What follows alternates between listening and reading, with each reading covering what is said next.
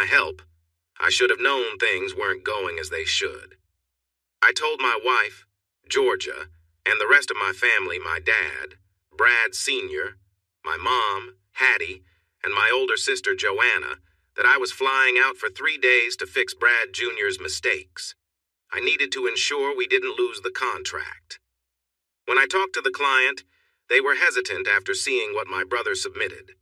I realized I had to meet them in person to resolve the issues. Otherwise, our family business could face some tough times ahead. Our family business, Total Build, creates portable homes across the country. Our houses are small and cater to specific markets, always designed to be mobile. If you've ever stayed in one of those little houses at a caravan park, that's us. We're the ones to contact if you want a cozy cabin by the beach or in the outback. My name is Robert Other, but everyone calls me Robbie. At the start of this story, I was the operations manager for our family business, where my entire family worked, including my wife. However, Georgia had to stop working a couple of months ago because she was 6 months pregnant with our first child. As the operations manager at Total Build, I handled logistics, shipping, resources, and people.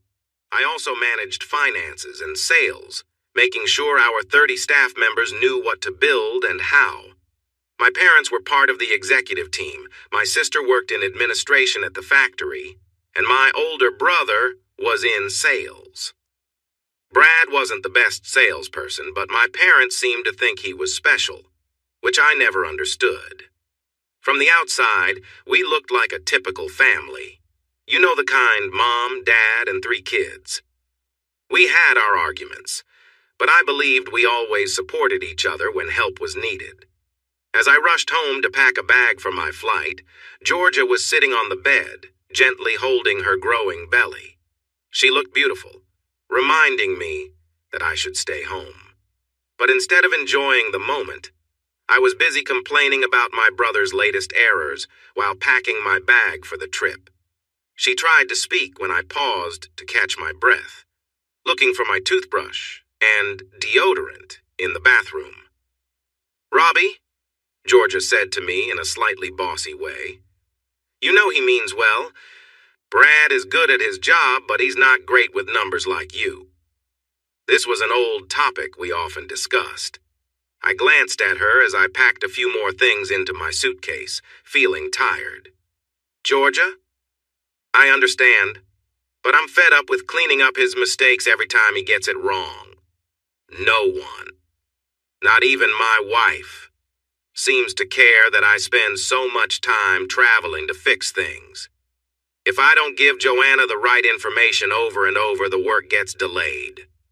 And if I don't check the finances for Mom or write the message for Dad about the company, we wouldn't have a company to work with." I sighed again, feeling frustrated. In that moment, I felt like the most overworked and unappreciated person in the family. No one ever bothered to see if I was okay. Yes, I was paid well for my work, which I made sure of since I handled the company's money. I knew what everyone earned, so that was one thing I could count on. But it always felt like I was left out. They needed me, but I was never really included in their close circle or family discussions. It was disheartening. Right then, I hated being the youngest. Georgia must have sensed my gloomy thoughts while I was packing my dress shoes. She came over and wrapped an arm around me. "Robbie, I'm sorry," Georgia said, trying to comfort me. "You are right. You do a lot of work, but soon we'll have our baby to care for. Brad and your family need to step up, because you will be a dad." I smiled at that thought, reaching to touch her pregnant belly. "You'll be back in 3 days?" my wife asked as I looked at her with the child growing inside. "Yeah, I should be back Friday evening," I answered, pulling my gaze from her belly to her eyes. "He'll deal with the latest mess from Brad, and then get ready for the next one." I glanced back at her round tummy. "I swear this baby will be easier to handle than this family."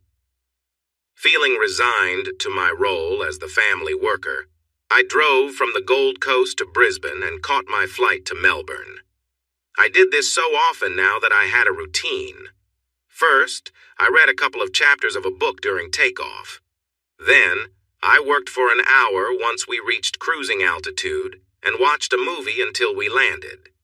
The next day passed quickly as I met with the client's team to go over their quote. They were happy that I took the time to meet with them in person. They were really pleased with how I presented everything, and they decided to order 15 more units right on the spot. This added almost 40% to the quote. I was really happy because I knew that this would help us reach our financial goals 3 months earlier than we thought. When I walked out that Wednesday afternoon, I had finished my work 2 days ahead of schedule. I considered spending some time in Melbourne. I thought about grabbing a meal at one of the nice alley restaurants or having a drink at one of the unique bars. Melbourne has so much to offer. However, I missed my wife. I remembered how I had been talking to Georgia about my brother and my family the night before, so I thought it might be nice to come home early. I wanted to be there for her as she entered the last part of her pregnancy.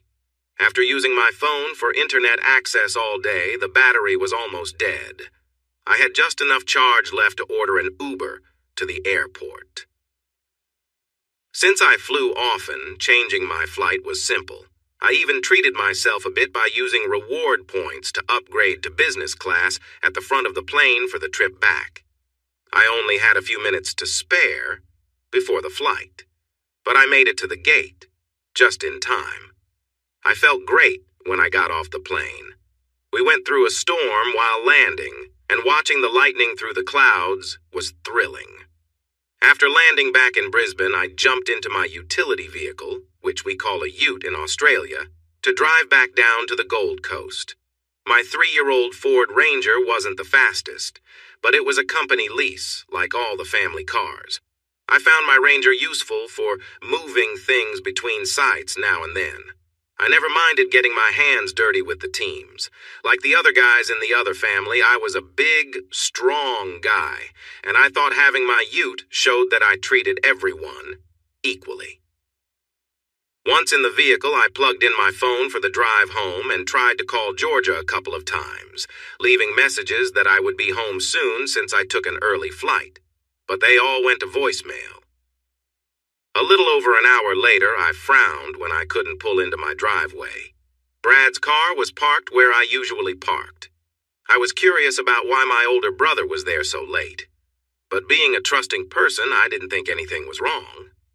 I parked, grabbed my travel bag from the passenger seat, and walked in through the side door like I always did. Just as I was about to say hello, I heard a sound that made me freeze in my tracks. It was a feeling that made my stomach drop. Standing at the end of the hallway leading to my bedroom, I realized I could hear unexpected noises that made me feel uneasy. I stood in the hallway, feeling a heavy weight in my chest. I didn't want to look, but something in me knew I had to face the truth, painful as it might be. If I didn't, I would always wonder, always question what was real. I needed to confront what was happening, even though it was the last thing I wanted to see. With a deep breath, I pulled out my phone, switched it to record, and crept quietly down the hallway. I felt that I needed proof, something concrete, before I could address this betrayal. So, I positioned myself outside the master bedroom, hidden in the shadows.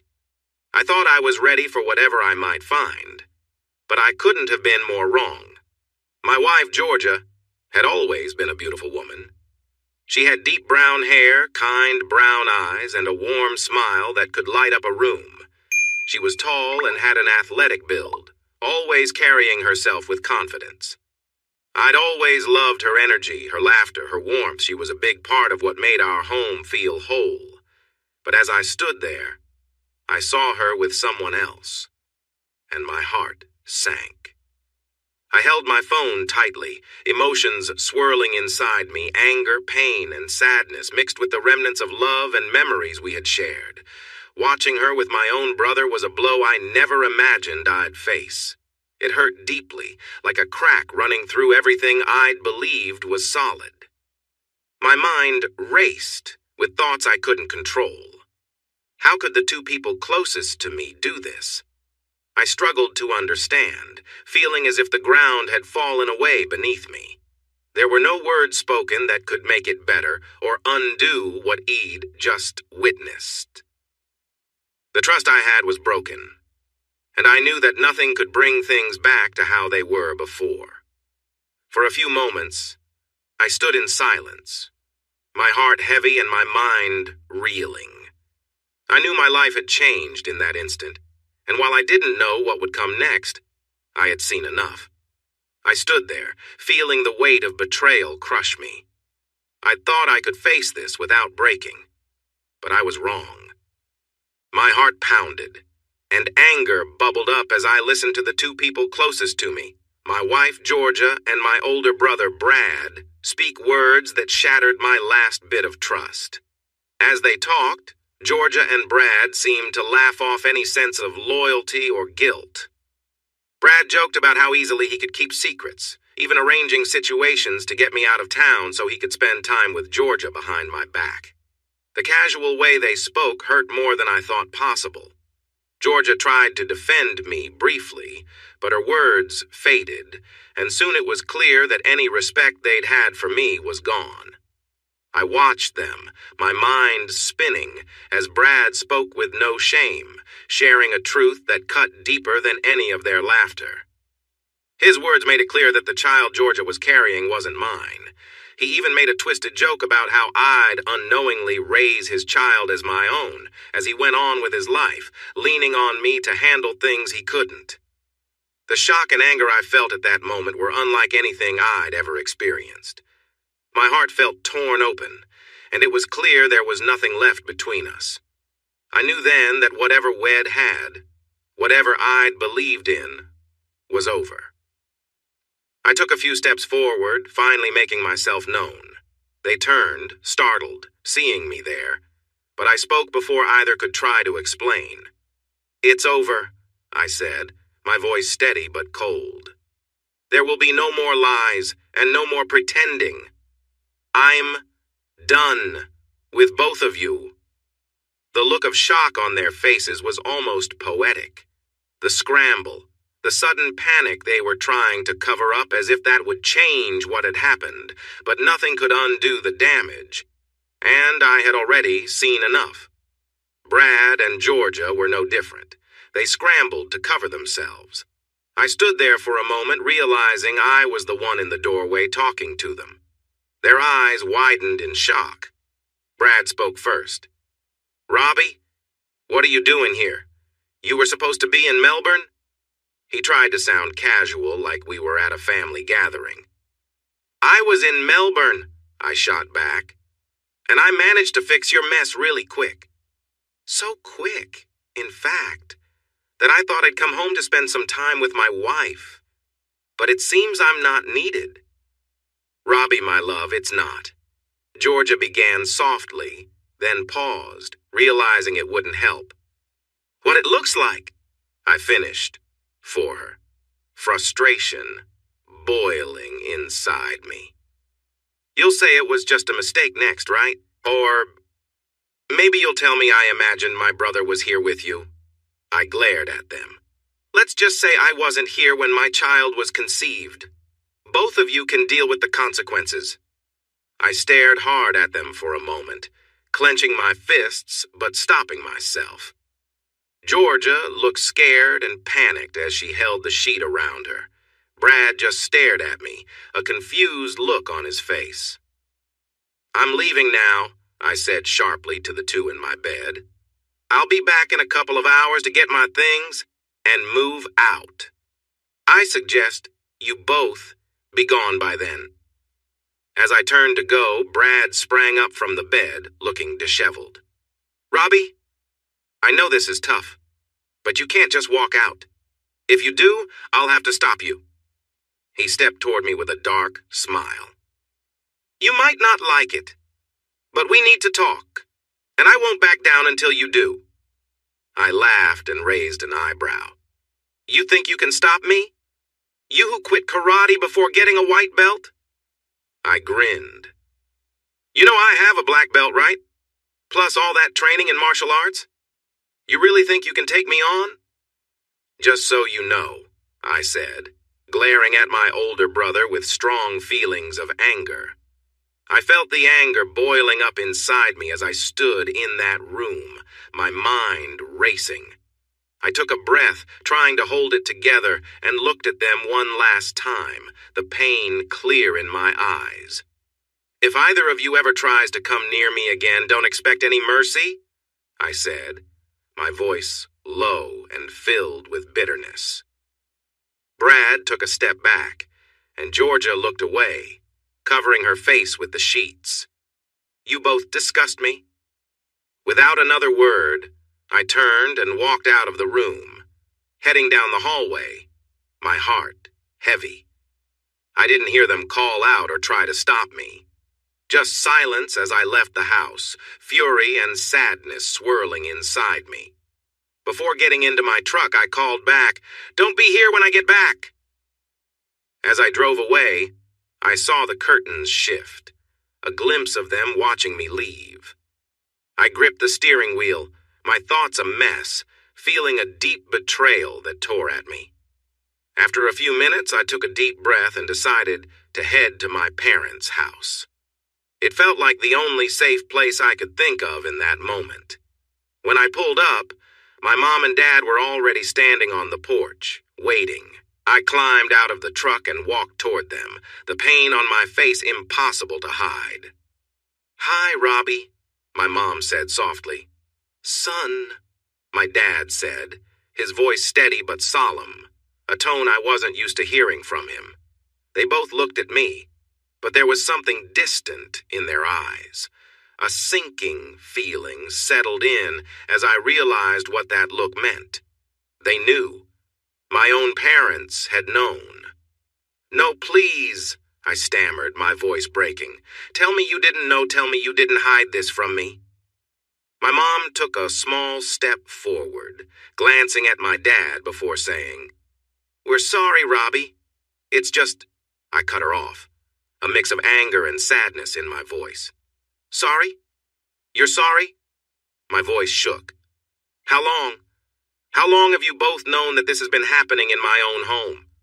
"Now, son," my dad said, trying to stay calm, "watch how you speak to your mother. We didn't raise you to act like this." His words caught me off guard, not with understanding, but with a cold disapproval, as though I'd done something wrong. "Answer me," I said, barely able to hold back the pain. "How long have you both known?"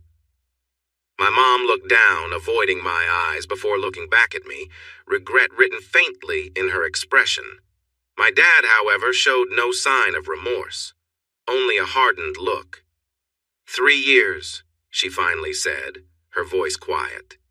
"We've known for almost the whole time." The weight of her words sank in, a fresh wave of betrayal hitting me harder than I'd thought possible.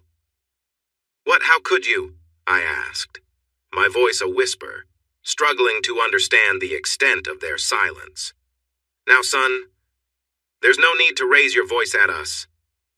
My father started to speak. "Were your pair—" "Enough, Dad." I cut him off, emphasizing "Dad" with heavy sarcasm. I could sense the neighbors peeking from their windows, watching this scene unfold, but I didn't care. "You knew your eldest son was betraying me with my own wife for 3 years, and you said nothing. Not a word to me. Some model parents you turned out to be. I'm guessing you even know the child Georgia is carrying isn't mine but his?" They said nothing, just looked at me. Their silence told me everything I needed to know. My head throbbed as anger and hurt clouded my thoughts. I took deep breaths, drawing on the self-control I'd learned in martial arts to steady myself. We all stood there, locked in silence. I tilted my head, my eyes fixed on them. "Did Joanna know?" I asked. Without thinking, my mom replied, "She's the one who caught them. She stopped by while you were away and found them together." "I see," I said, my voice hollow. Dad began to say something, but I held up my hand. "No, don't bother. I understand now. I'm just the naive younger son, too trusting to see what's right in front of me. So, you all decided to keep me in the dark while my own brother was with my wife. And then, you sent me off to clean up his messes so he could be here, doing this behind my back." "Son, it's not as simple as that," Dad tried. "Isn't it?" I replied sharply, my words cutting through the air. My father took a step back, perhaps reminded of the training he had once encouraged me to pursue. "Robbie, please," my mother pleaded, glancing toward the neighbors' windows. "Come inside, sit down, let's talk about this. There has to be a way for you, Brad, and Georgia to work this out." "Work this out?" I echoed, incredulous. "Do you hear yourself? It sounds like you're suggesting I just shrug off this betrayal. Like I'm supposed to say, 'Oh, no worries. I'll just get over the fact that everyone I trusted kept this secret from me for 3 years.'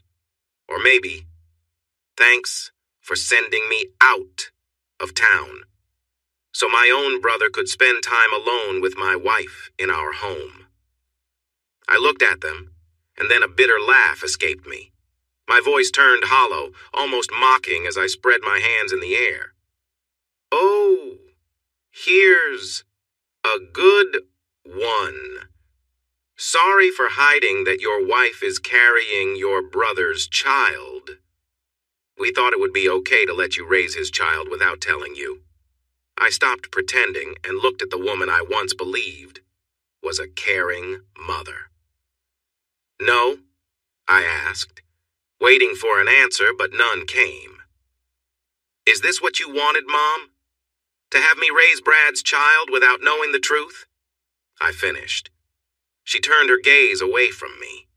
I felt like this was what my parents hoped for all along. I stared at her, confused about who these people were. "Listen, son," Dad said. "We understand that you're upset and hurt. Maybe if you calm down." I interrupted him. "Calm? There is no calm. Can't you both see I feel like this whole family has betrayed me? And not only do you not understand why I feel this way, but you're asking me to accept it. That's just wrong. Worst of all, I don't see any regret for the hurt you are causing me." They were silent again, staring at me as if they were visitors from another world trying to understand human feelings. The unspoken words could fill a library. They truly believed I should just accept the situation, even if I wasn't okay with it. For the first time since I arrived, I looked away from my parents. My shoulders felt heavy, and I sensed a glimmer of understanding from my mother. She moved toward me, and I picked up on it. My posture straightened again, and I spoke quietly but firmly. "Why didn't anyone tell me?" I asked, feeling the start of a plea in my voice. Dad held Mom's arm tightly, stopping her from getting closer or answering me. He looked down at me from the porch, taking a moment to think before he spoke. "We've talked about it many times," Dad said, "but we thought it was best for everyone if you didn't know." His tone was flat, almost like he was describing supply details, not expressing concern for his child in pain. "You were happy without knowing. You were doing a great job at the company, so we didn't want to disturb that." "The company?" I asked, tilting my head in confusion. "Yes, son, you are very important to us. We feared that if you found out, it would create chaos in the business in sales, production, delivery, and quality. Look at how upset you are now. I can see this will cause many problems, and we will lose our progress now." "That's why we didn't tell you," Dad said, as if he was reading off a script. This time, Mom squeezed Dad's arm to stop him from continuing his speech about how I should just go along with everything. She noticed the look in my eyes, and my fists were tightening and loosening as he spoke. My voice dropped lower than ever before, sounding rough and firm. I took a deep breath and started. So let me get this straight. You didn't tell me about the person involved in the situation because you thought it would hurt the company. You all knew she wasn't having my baby, and you thought it was okay to let me believe otherwise. You let me raise someone else's child without saying anything just to keep things running smoothly at work. Robbie, my mom began, but my dad interrupted, holding her arm tightly. Yes, son, we thought it was for everyone's good, including yours, Dad said. Georgia told us the next one would be yours, not your brother's. At that moment, I felt a wave of anger toward my family. Instead, I took a breath. Everyone had let me down, all for the sake of keeping things on track for the company. Well, I feel really special now, I said with heavy sarcasm.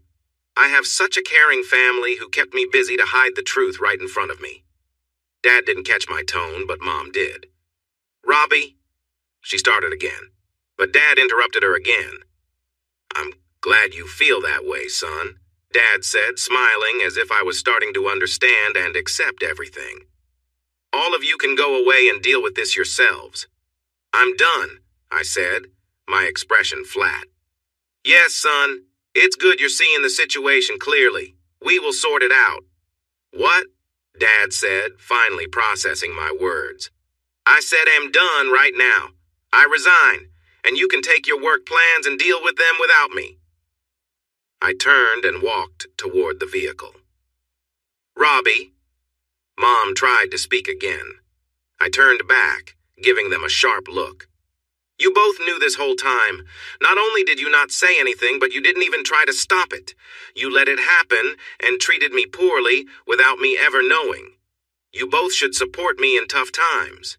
Instead, it seems like you're just trying to fix things now. I realize that you are just as responsible as they are. But you know what? I paused, looking at their surprised faces. If everyone in this family thinks it's okay to treat me like this for the last 3 years just for the company, then you're right. Dad, you taught me better than this, and I will not accept it. So, I'm also leaving this family. I am no longer your son. I turned away and headed for my car, nearly slamming the door as I grabbed my bag from the back seat. I shut it hard and threw the keys to the company vehicle at their feet. They just stood there, watching. Take the vehicle. Don't call me, don't text me, don't reach out to me. Don't try to contact me at all. Make sure you tell the rest of the family the same thing. Don't expect me to be there for birthdays, Easter, or Christmas. And let your favorite son know that if he ever sees me walking toward him on the street, he should turn and walk the other way. My parents looked shocked. Get my severance pay ready, I said firmly. Make sure my bonus reflects all the extra work I've done, especially after fixing Brad's mistake while dealing with him. If it's not right, you will regret messing with me. I took my laptop out of my bag and set it down in front of them. Here's my work laptop. If it's damaged, take it out of my severance. I don't care if it still works. My parents stood there without saying anything as I pulled out my phone. Luckily, it was personal and not a work phone. I turned it on and ignored George's messages and missed calls. I ordered a ride. My mother finally found the courage to speak. Her voice was soft but sounded weak to me. I could see her nails digging into my dad's arm. His expression showed how upset he was about my laptop. Robbie, my mother said, I know this shouldn't have happened, but things will work out. We all love you. I grabbed my luggage and turned to walk away. I glanced back one last time at my mother. No, it won't be okay, Hattie, I said, using her name. None of you know what love really is. I loved and trusted my wife and family. Now I see I was naive to think my family would always support me. But you've shown me tonight that love and trust don't mean anything. You say you love me, but try saying that to the next person and see if they believe it after they talk to me. I said nothing more as I walked away. finding my ride at the end of the street as it began to rain. As I got into the car and looked out the window, I realized my parents didn't even try to follow me. Even after all the years I helped hold their business together, I felt like a big disappointment to them. I had the driver take me to what used to be my home. At least Brad and Georgia were gone. I started packing, throwing clothes and personal items into boxes. I loaded them into an old Toyota Camry I had bought for Georgia a few years back. We had planned to make some changes in a few months after the baby arrived, but I decided to keep the car. I had paid for it, and since Georgia wasn't having my baby, it felt right to keep it. Georgia could have Brad's baby, and I thought I was getting the better end of things. I had a few items left that wouldn't fit in the car, but I had everything I needed for the next few weeks. Before I left the house for good, I took down the large wedding portrait hanging in my old living room. It was a significant print that Georgia's parents had given us on our first anniversary. The photo from our wedding day showed Georgia and me at the center. To my left were my parents and my siblings, while to her right were Georgia's mother, stepfather, and her two sisters. We all looked so happy that day, bright smiles on our faces. I grabbed some pens from the kitchen and spent about 15 minutes marking up the portrait. I drew silly things like horns and mustaches on our faces. Then, I added a big belly to Georgia with an arrow pointing to it and wrote, "This happened because of him." I scribbled words like deceiver and betrayer above my family's heads and put question marks over Georgia's family's heads. I wasn't sure if they knew what was going on. I had thought I had a good relationship with them, but I also knew Georgia didn't always get along with them. At one point, I considered going even further to ruin the picture, but I figured my message was clear enough. So, I hung the portrait back on the wall. I then sat at the kitchen table and wrote a note to Georgia. Georgia, by the time you read this letter, it will be clear that I have left the house. I have a lot of emotions right now, and I will try to keep my words respectful. This letter expresses some of the pain and sadness I feel. I believe you may have already gone to my former brother's parents' house, where you would see that I have cut ties with my entire family and left my job. I want nothing to do with any of you from now on. I came home tonight to surprise you and spend time together. I even called you while driving home, but you didn't notice because you were busy with my former brother. Seeing what happened between you both really hurt me deeply in a way I don't know if I can recover from. What hurt the most is that the baby you are carrying isn't mine. It's his. You all planned to pass it off as my child. Georgia, I gave you everything, and this is how you repay me. It's clear that a divorce is the only way forward for us. I can never forget, and I can't forgive, what you and my old family did to me. I've taken most of my things from the house, and will find a time to get the rest soon. The rental agreement lasts for 6 more months, and my family's company pays for it so you can use it. I won't be here anymore. I understand that the divorce splits our money and belongings, which feels unfair to me since I was hurt the most. But I will accept it if it means you're out of my life. I've asked my old parents not to contact me, and I'll ask the same of you. Right now, I feel more anger towards you than I ever felt love. But think of it this way. You can now be open about being with Brad Jr. and raising your child without me finding out. If I keep writing, this will turn into an angry speech, so let me just say this. I wish you all the worst, Georgia. Have a life full of regret. Your soon-to-be ex-husband, Robert Other. I know I said I would try not to use bad words, but I wrote it by hand, so I feel like I did okay until the end. I folded the letter and placed my wedding ring on top of it before leaving the house. Georgia would return the next day. I heard that loud cries could be heard from 2 houses away, so much so that the police were called. When they saw my artwork, it was clear what had happened. They left without taking any action, but I'm sure there was some talk at the station. I called my Muay Thai trainer, Darren Bray. He had become a friend over the years, and he and his girlfriend, Tony, had joined Georgia and me at several barbecues. Right then, he was the only one I could think of who wouldn't spill to my family. Darren was happy to let me stay in their spare room for a while. Once they sat me down on their couch and explained why, Darren and Tony treated me like a long-lost puppy coming home. Over the next few weeks, I started to manage some of my feelings. First, I found a lawyer for my divorce. Then, I showed my lawyer the video I had taken, and his eyes went wide as he watched it.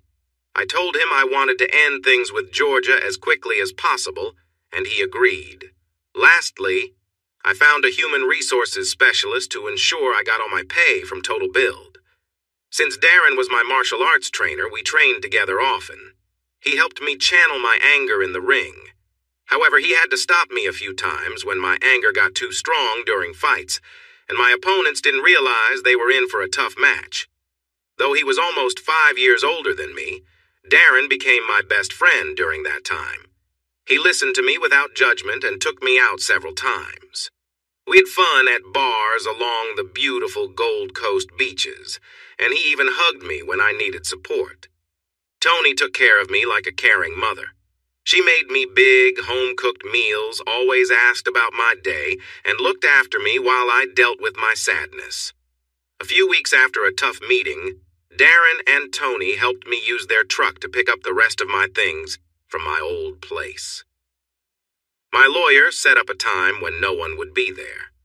I got a couple of chairs, my desk, and my training gear. When we arrived, not much had changed in the house, but I noticed that a wedding picture was missing. I found it in the spare bedroom wardrobe. There was a letter on the table with Georgia's handwriting, but I threw it away without reading it, so she would see it gone when she returned. After about 6 weeks, I received my payment from Total Build, including my last paycheck and bonus. Together with my half of the savings, it was a good amount. My family tried to stop me from getting the money, saying that I had quit my job and was trying to get extra. I took it to Fair Work Australia, and they quickly backed off. With this money, I wouldn't need to work for almost a year, maybe longer, depending on my living plans. Next, my lawyer received requests from Georgia's lawyer about 4 months later, asking against the divorce. Georgia wanted counseling and to work things out. I told her no. She claimed she just wanted to talk because I had misunderstood things I heard. Finally, I told my lawyer to send a video to her lawyer. After that, the requests stopped. By the time it was nearly 7 months into the divorce, I hadn't heard from Georgia or my family in a while. I was feeling a bit better, like maybe life would treat me well again. I was looking for a job and a place to live. Thanks to Darren, I had made some money from a few semi-professional fights. But I knew I needed more to get by. Darren and Tony had helped me a lot, but it was time for me to stand on my own. It was Friday morning around 10. I had slept in after a late-night workout.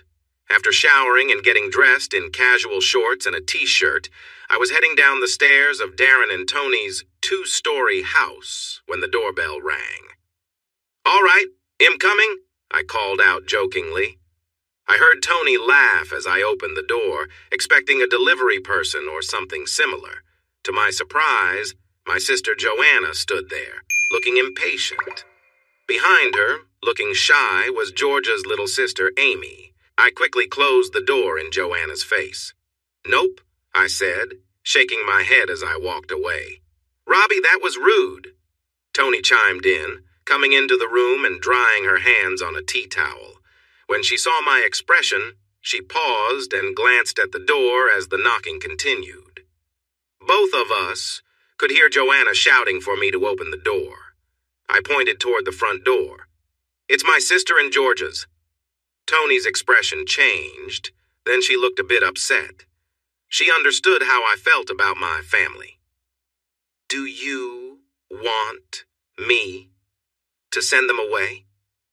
I nodded. Would you? I really don't want to talk to them, especially Joanna. Tony walked over and opened the door, but before she could say anything, Joanna rushed in, pushing Tony aside, and started shouting at me. You are a terrible brother, Robbie. Do you know that? What makes you think your life is so important that you can just leave everyone behind? Her eyes were filled with anger, as if she had been holding it in for a long time, but the anger seemed misplaced. I looked back at my sister with a serious expression. This woman had discovered that her older brother had been upset by my wife's actions for a long time. But she was not angry about that. She was upset because I wasn't making things easy for her anymore. I took a deep breath to stay calm and not say what I really wanted to say. Joanna, I said quietly but firmly, I am going to ask you nicely. Please leave. She scoffed at me, mistaking my calmness for weakness. She had always tried to push me around when we were kids, thinking she could get her way by being loud. Do you even know how your leaving has hurt Georgia? She was so upset that she almost lost the baby, and where were you? Hiding here, Joanna shouted, pointing to the house. You know she had to have the baby, your baby, all alone, Joanna said, looking for a reaction. I stayed silent, so she continued. I think she wanted to lash out so much that she missed how I felt when she mentioned the baby. Amy stood outside, watching quietly. Tony leaned against the door frame, but Joanna just wanted to let it all out at me. You, she poked my chest with her finger, left us all to deal with everything. Mom and Dad are angry and losing business because of you. We're all picking up the pieces. She pretended to speak in a silly voice, making air quotes. All because your feelings got hurt. Then she balled her fists and acted like she was crying like a child. Oh, Robbie, grow up and stop feeling sorry for yourself. You have a child to care for and a business to help bring back to life. For the first time, I felt a strong urge to react, but I didn't. The anger that had been building since she walked in was clear, because Joanna suddenly stepped back, looking unsure. Like with Mom and Dad, my voice was quiet, but there was an edge to it. You really think I have time for someone who betrays me? My own brother and her in my home laughing at me? Or how about when I walked in and heard them say that the child they claim I should care for isn't mine, but his? I heard a gasp and turned to see Amy standing outside the door, hands covering her face, tears streaming down her cheeks. Robbie, I'm so sorry. I didn't know, Amy said, sinking to her knees and looking at me. I glared at my older sister and pointed at Amy, realizing not everyone understood the situation. And look at you. You couldn't just come here and leave my life alone. Now, you're dragging more innocent people into your lies. I gestured to Amy, who was sobbing in the doorway. I bet you told her I had a fight with her sister. My divorce was baseless, so you both had to come over and try to set me straight, did you? For a moment, Joanna was silent. Then she looked at Tony, who was watching everything from the doorway. Finally, Joanna took a breath and spoke up. So what if I did? You think it took you long to find someone else to be with? My sister shot back, mirroring my anger. Joanna, I warned her, I'm giving you a chance.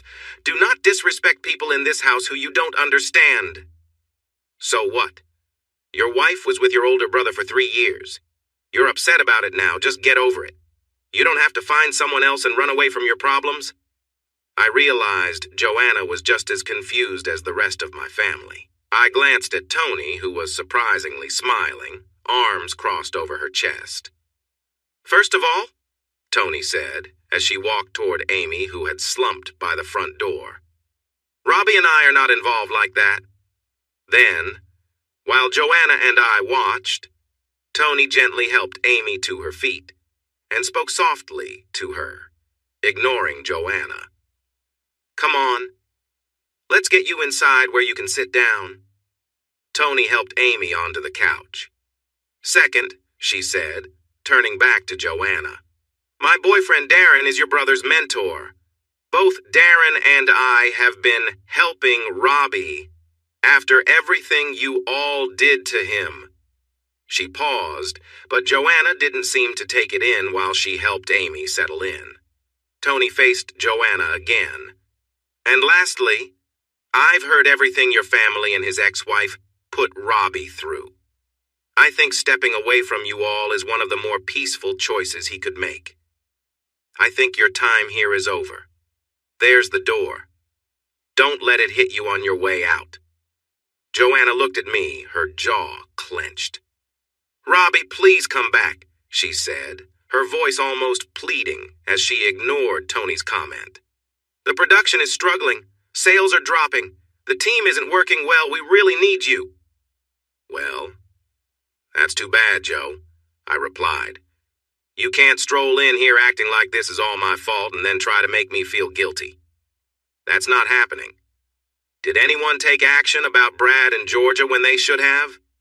Tell me, does he still work there? Or did Dad tell him to calm down? Because I would just forgive everyone and return. Joanna looked down at her shoes. Dad gave both of them a talking to. Brad has to run his sales through Dad now. He won't get any bonuses for the rest of the year. Please, Robbie, she said, her tone shifting from pleading to desperate. You need to come back. We are in a tough spot without you. No, Joanna, I said firmly. There are plenty of reasons why I won't, but two stand out. She looked at me, waiting. First, I said, raising a finger, my former brother is still there. After everything that happened, you would think you all would let him go if you wanted any chance to make things right with me or save the business. I'm sure that Total Build would fail if he stays. But Robbie, Joanna said, Brad is going to lead the company one day as the oldest. Mom and Dad can't just get rid of him. I laughed. That's the worst excuse I've ever heard for keeping someone around, especially promoting someone who isn't capable. I can't understand that way of thinking, I replied. While they're struggling without me, making him in charge would ruin the company in no time. Saying he can't go because he's the oldest is simply not true, and you all should see that. Joanna couldn't argue with that, but she shrugged her shoulders like she didn't care. What's the second reason? She asked, almost hesitantly. Simple, I said, raising a second finger. Not once in this situation has anyone shown any regret. She gulped, and I continued. From the moment I walked into the house after returning from Melbourne and saw how everyone was acting, everyone expected me to just accept things. People made excuses and tried to justify their actions, telling me to get over it. But no one bothered to ask how I felt or even said they were sorry. That's not right, Robbie. Both Georgia and Mom told me they apologized. Again, with the excuses. My wife said sorry just to divert my attention. She's sorry she got caught, not for what she did. Mom said it without any feeling, then practically told me to get over it. I'm sorry, Joanna. Saying sorry is more than just the words. It's about the actions and feelings behind them. You're upset because I'm not taking care of things for everyone at Total Build, not because you feel bad about Brad and Georgia having a child together in my bed. Joanna's anger rose again. You know what, Robbie? You're right. I don't care about your hurt feelings. Should Brad and Georgia have done what they did? No. Should we have kept you in the dark? Absolutely. Then she changed her tone, saying, You were happy before all this, but you messed everything up by coming home early. Okay, let me think, I said, pretending to ponder something important. I came home early because I was good at my job and wanted to show love to who I thought was a faithful partner. So I'm the bad guy? I asked, feeling both angry and confused. Yes! Joanna shouted, throwing her hands up. If you had just stuck to your plans, this wouldn't be a mess. Right. So I should just have been oblivious raising another man's child with a wife who doesn't care about me except for what I can provide, I replied. It seemed like Joanna couldn't see how I was the one being wronged. I sighed and raised my hand to stop her response. Look, Joanna, this isn't going to work. None of you feel regret. You're all still blaming me even though you're the ones who messed up. I waited, then said, I've asked you to leave. Tony has asked you to go. Should we call the police to help you leave? For a moment she tried to argue, but then headed for the door, saying, Come on, Amy. This is a waste of time. Robbie is too caught up in his own feelings to understand. Amy looked at me and said, Actually, Joanna, I want to stay and talk to Robbie. Is that okay with you, Robbie? I shrugged. Sure, Amy. I turned to my sister. As Tony said, there's the door. Don't let it hit you on the way out. Joanna glared at me, then glanced at Amy and finally at Tony. She huffed and walked out, slamming the door behind her with a loud bang. A minute later, we heard her car start, and then she sped off down the street. I knew she'd call the family to complain about me. I took a seat on the other couch facing Amy, who was looking at me with tears in her eyes. Hey, Robbie, Tony said. Although this wasn't exactly fun, I'm all set here. Are you two going to be okay if I leave you to talk? Yeah, Tony. Thanks for stepping in. I appreciate it, I replied. Anytime. Darren should be back around 7 tonight. Thai food sounds good, right? I chuckled. No problem. See you both tonight. Tony grabbed her bag and walked out the front door, closing it softly, unlike the first person. I turned to Amy and she looked back at me. So, an ambush, huh? I said in a lighter tone to Georgia's little sister. Amy blushed. Sorry, Robbie. I was in the States when all this happened. When I came back last month, it was to both families in chaos. What did they tell you? I asked softly. Amy paused to think. They mostly said that you and Georgia had a big fight that brought your parents into it. They said you were being difficult and needed to be talked to understand and come home. I snorted. But Robbie, Amy said, worry in her eyes. I had no idea that Georgia had been with your brother for so long. I found out that night after 3 years, I replied. Amy nodded sadly, now understanding why I had walked away from everyone. And is it true that it's not your baby? She asked with curiosity and concern. I'm almost sure. I overheard them talking when I came back early from a trip. I found them in my bed. And it was shocking, I said, remembering the painful moment. I sighed again, recalling the terrible scene. I think we will need a paternity test. That's tricky since he is my brother. I looked at Amy. Are you okay with me talking like this? Amy nodded. It's all right, Robbie. I understand. Coming home to your wife with another man must be so hard. And to find out it was your brother for all that time, you're handling this better than I would. I would have lost it. We sat in silence for a moment. And what about Joanna, your parents? Amy asked. You mentioned arguing that they knew something about all this. Sorry, I was confused when that lady helped me to the couch. Tony is my Muay Thai mentor's girlfriend.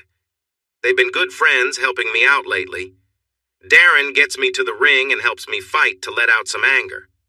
Tony helps me around the house so I don't drown in my sadness. I looked away. And yes, my family knew everything almost right from the start and kept it from me. Why would they do that? Amy sounded shocked. For their own benefit, apparently, I shrugged. Just for that? She asked, not believing it. Yep. That's what I was told. They thought I was better off not knowing. They were surprised I got so upset when I found out. Mom, Dad, and Joanna all told me to move on. The company matters more. I stopped speaking. We sat quietly for a moment. Amy was thinking it over. She sighed, stood up, and walked over to me, sitting on the same couch. "I'm sorry, Robbie," she said, placing her hand on my arm in a comforting way. "Amy, what are you sorry for?" I replied. "You didn't do anything wrong, and it seems like they tried to confuse you as well, so you don't need to feel bad.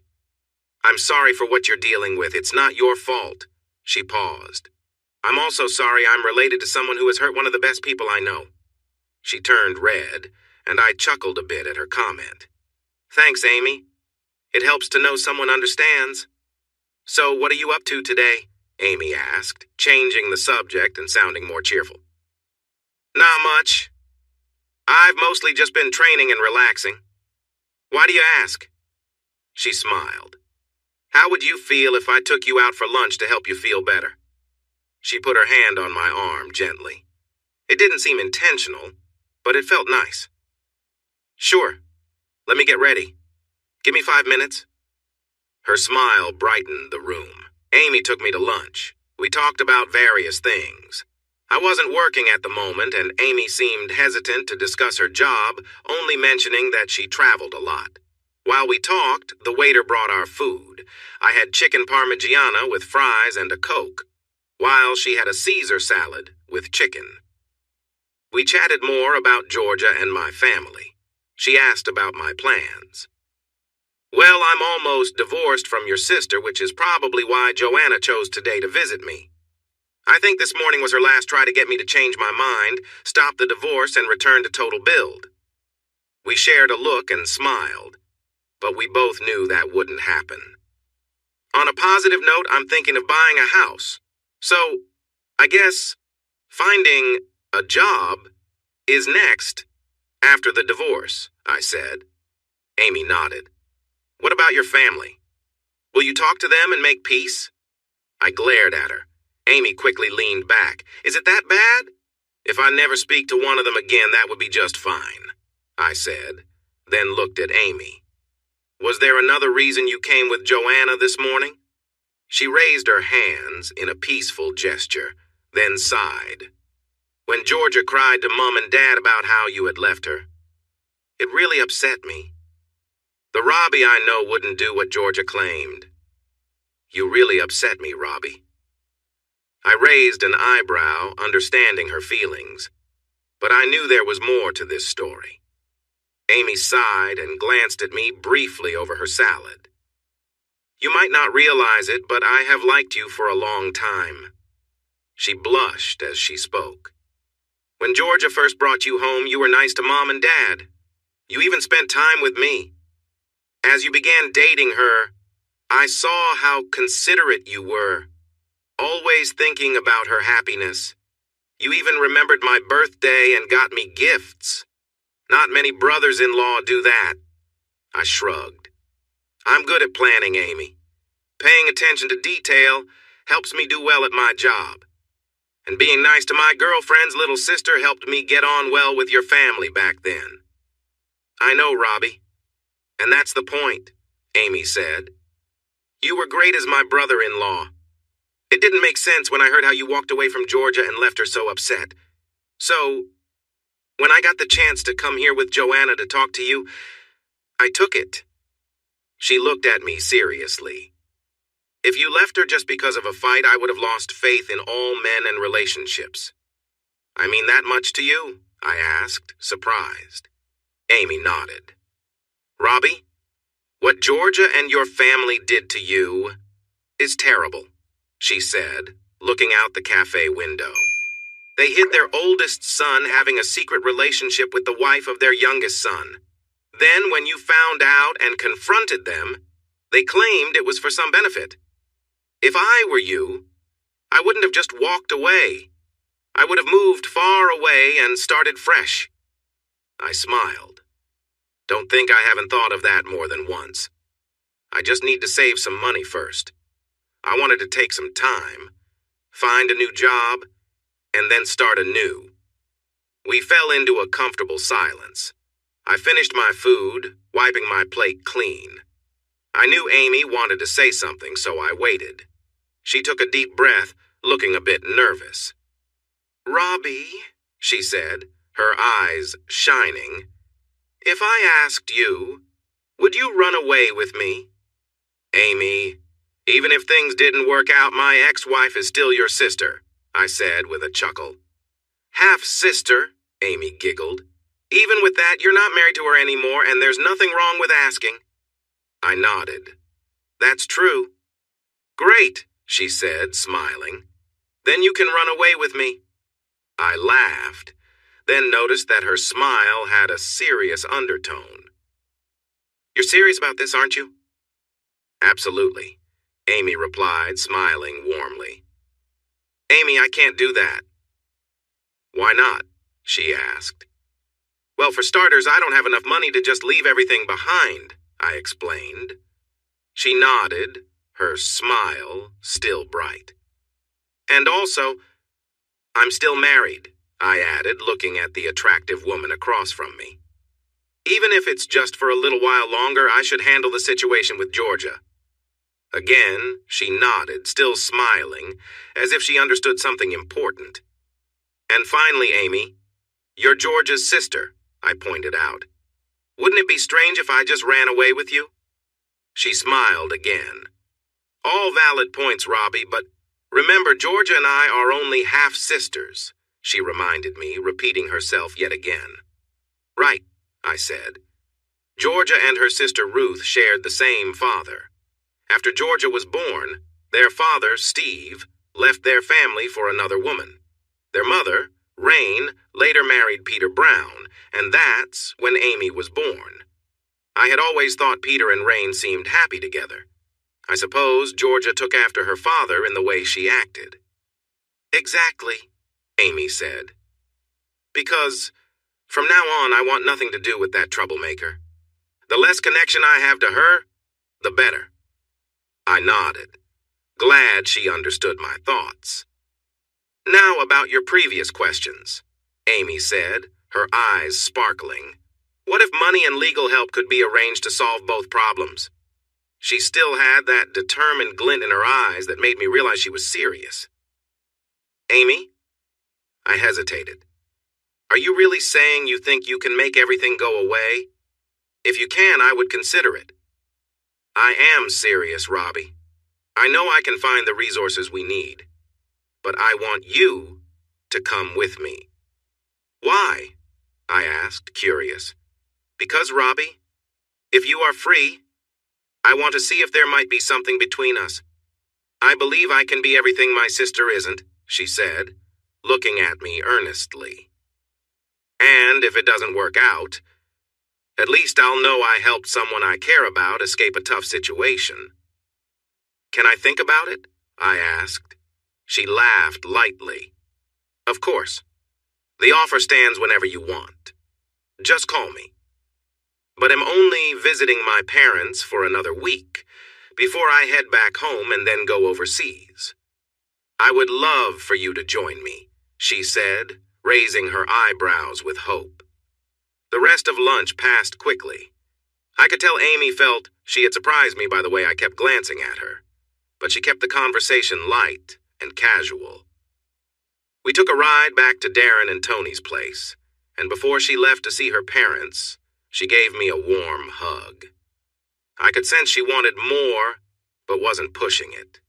In that hug, while she felt a bit like Georgia, there was a warmth that felt different. It felt like her energy was trying to connect with mine instead of just taking from it, which was how I often felt when Georgia and I hugged. That evening, I had dinner with Darren and Tony. We started by sharing the story about Joanna's visit, and then I talked about my lunch with Amy and her unusual offer. "Do you think she really means it? Could she actually do that?" Darren asked after I explained what Amy had said. "I'm not sure," I replied. "None of us really knows what she does. All we know is that a couple of years ago, she got a job that requires a lot of traveling. She lives a few hours away on the Sunshine Coast and visits family every few months. If she can manage that, then I think she might help me move at least. I'm not certain about the legal stuff, but she says she wants a chance with me since I'm not getting back together with Georgia. Tony laughed softly. That girl really likes you. Darren and I looked at her. How do you know? Darren asked Tony. Because when this handsome guy here, Tony said, gesturing towards me, told her why he left, she didn't cry about her sister. She dropped to the floor, holding her heart, with her eyes on Robbie the whole time. She shrugged. She's had feelings for you for a while. I nodded. She hinted at it during lunch. I always thought she was cute, but I was married to her sister. But if her offer is serious, I still have to think about the fact that she is Georgia's sister. I'm not sure I'm ready for a new relationship right now. I wouldn't want her to be a rebound. Tony laughed again. Robbie, how long have we known each other? Maybe about 9 years, I replied. Long enough, Tony said. So, Mr. Smart Guy, let me tell you, she isn't just a rebound. Sure, you're hurting, but something tells me you care about her. She won't let you go easily. While I would hate to see you leave us here, I think you should take the chance. We turned to Darren for his opinion. He took a sip of his beer, glanced at the leftover food, and looked back at me. I think I've met her a couple of times. She's shorter than Georgia, has really dark hair, and looks different from her sister. I laughed, and Tony playfully nudged him. I kind of agree with Tony. She really likes you. Honestly, though, even if it doesn't work out, you've got nothing holding you here, no job or family. You might not get an opportunity like this again. In with Tony, go for it with Amy. We talked for a few more hours. I still hadn't made up my mind, but I was leaning toward yes. The turning point came 2 days later when I was walking through the Gold Coast Mall to update my driver's license and passed by a cafe. My whole family in Georgia were sitting together with a small stroller next to her and a tiny baby in her arms. My parents were cooing over the baby. Joanna had a big smile, and Brad Jr. was holding my soon-to-be ex-wife's hand, acting silly. None of them seemed bothered about how they had treated me. I watched them for about 2 minutes until my mother noticed me. When I saw her looking, I snapped out of my daze and started walking away quickly. I had almost gone 2 blocks when she caught up with me. "Robbie!" I heard my mother shout. "Robbie, wait, please! Sweetie, stop!" she said as she hurried after me. I thought about walking faster or going into a store to escape her, but I knew that would just make her chase me longer. So, I paused, took out my phone, and called Amy. Amy answered right away as I turned to face my mother, phone pressed to my ear. "All right, gorgeous," I said. "Let's go for it." Amy chuckled at my tone. "Sure thing, handsome. But I sense there's someone around who shouldn't know it's me, right?" "Yeah," I replied. She laughed again. "Okay, I'll pick you up at 7 tonight, then you can fill me in." I smiled slightly while looking at my mother, but she knew the smile wasn't meant for her. "See you then." I hung up.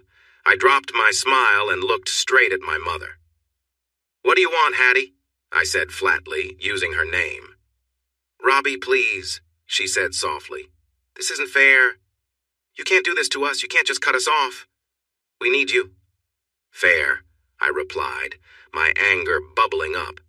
"I've told you what isn't fair, having my family lie to me for years while covering for the person who caused all this, pretending it was my fault. Does that seem fair to you?" "But Robbie, it's not the same.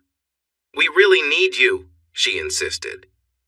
"Like you truly need me," I said sharply. "What you really want is someone to manage your company. You want someone to fix the messes your older son makes. You want an obedient worker, not a son you care about. You want someone to keep the profits coming in. That's not true." My mother paused, searching for words but struggling to find them. She shifted her approach. Robbie, you know we all love you. It was the first time I heard her say that since everything fell apart. I laughed bitterly. You all love me? Really? You say you love me? I let my laughter fade to a low growl. Then explain how tricking me about my life is love. Tell me, Hattie, I said sharply. Mum stood there looking down at the ground, not knowing how to respond. People were moving around us, a few glancing our way. But it was just another scene happening on the streets of the Gold Coast as everyone went about their day. Because not telling you was meant to protect you, my father said, joining my mother. A little farther down the street, moving cautiously behind him, were Joanna, with Georgia pushing the stroller and, of course, my brother. We've talked about this before, Dad, I said, using his name. It wasn't protecting me. It just created a debt of pain and dishonesty, and am the only one who seems to be feeling it. That's not true, Robbie, Joanna replied. The sharp tone from the other day was gone. We all felt bad keeping this from you, but now you act like we're the bad ones. We're hurt too. I looked at my sister. Hurt? Come on, Joanna. The other day you barged into Darren and Tony's place yelling at me and blaming me for not forgiving the person who hurt me, I said, directing my glare at Georgia, who took a step back. And the one who caused so much trouble, I said, turning to my brother. You all have no idea what it really means to suffer. You think you're having a hard time because I won't clean up after you. You think it's tough because your work isn't going well. You think you're struggling because things are messy. I saw you all just a little while ago. None of you understands the pain of being lied to and hurt and then being told to just get over it. Well, thanks a lot. I'm the one in a terrible place because of all of you, and none of you care about how I feel. Son, you never gave us, my father started. A chance? I cut him off. He paused, looking at me. You were going to say I never gave you a chance to apologize or to tell me you understand how I feel. You wanted a chance to ask for forgiveness for what you did to me. Is that what you meant, Dad? He gave me a hard look. No, son. I was going to say, you never gave us a chance to explain, my father said. Explain? I responded, glaring at him as the rest of the family watched. Oh, you explained everything just fine. I must be adopted because it's crazy to think anyone would believe the nonsense you're trying to sell. Does the person who hurt me or my brother regret what they did? I looked around, and no one could meet my gaze for a moment. Didn't think so? I said. Brad Jr. stepped forward, suddenly changing his frown to a grin. Robbie, you need to move on. Georgia and I have a wonderful baby boy now. If you can just say sorry and come back to work, we'd love for you to be the child's godfather. I know it's not the same as it being your own, but he didn't finish his sentence. I've mentioned before that I practice a few different martial arts. I take part in several tournaments against fighters who compete at a national level, and I usually win most of them. However, we don't have the same financial backing for professionals in Australia as they do in the US, so I only make a little pocket money from my fights. Some of these fighters are really good, and I can hold my own against them. So my brother never really had a chance against me. After I landed a strong kick, my brother, Brad Jr., was sent flying from the sidewalk and crashed into a wall nearby. I was the only one who saw what happened, and my older brother was left lying there unconscious. For the first time in a long while, I felt calm. But soon after, people started yelling at me. People were shouting from all sides as I saw a couple of police officers rushing toward us. They quickly noticed the situation and decided to arrest me.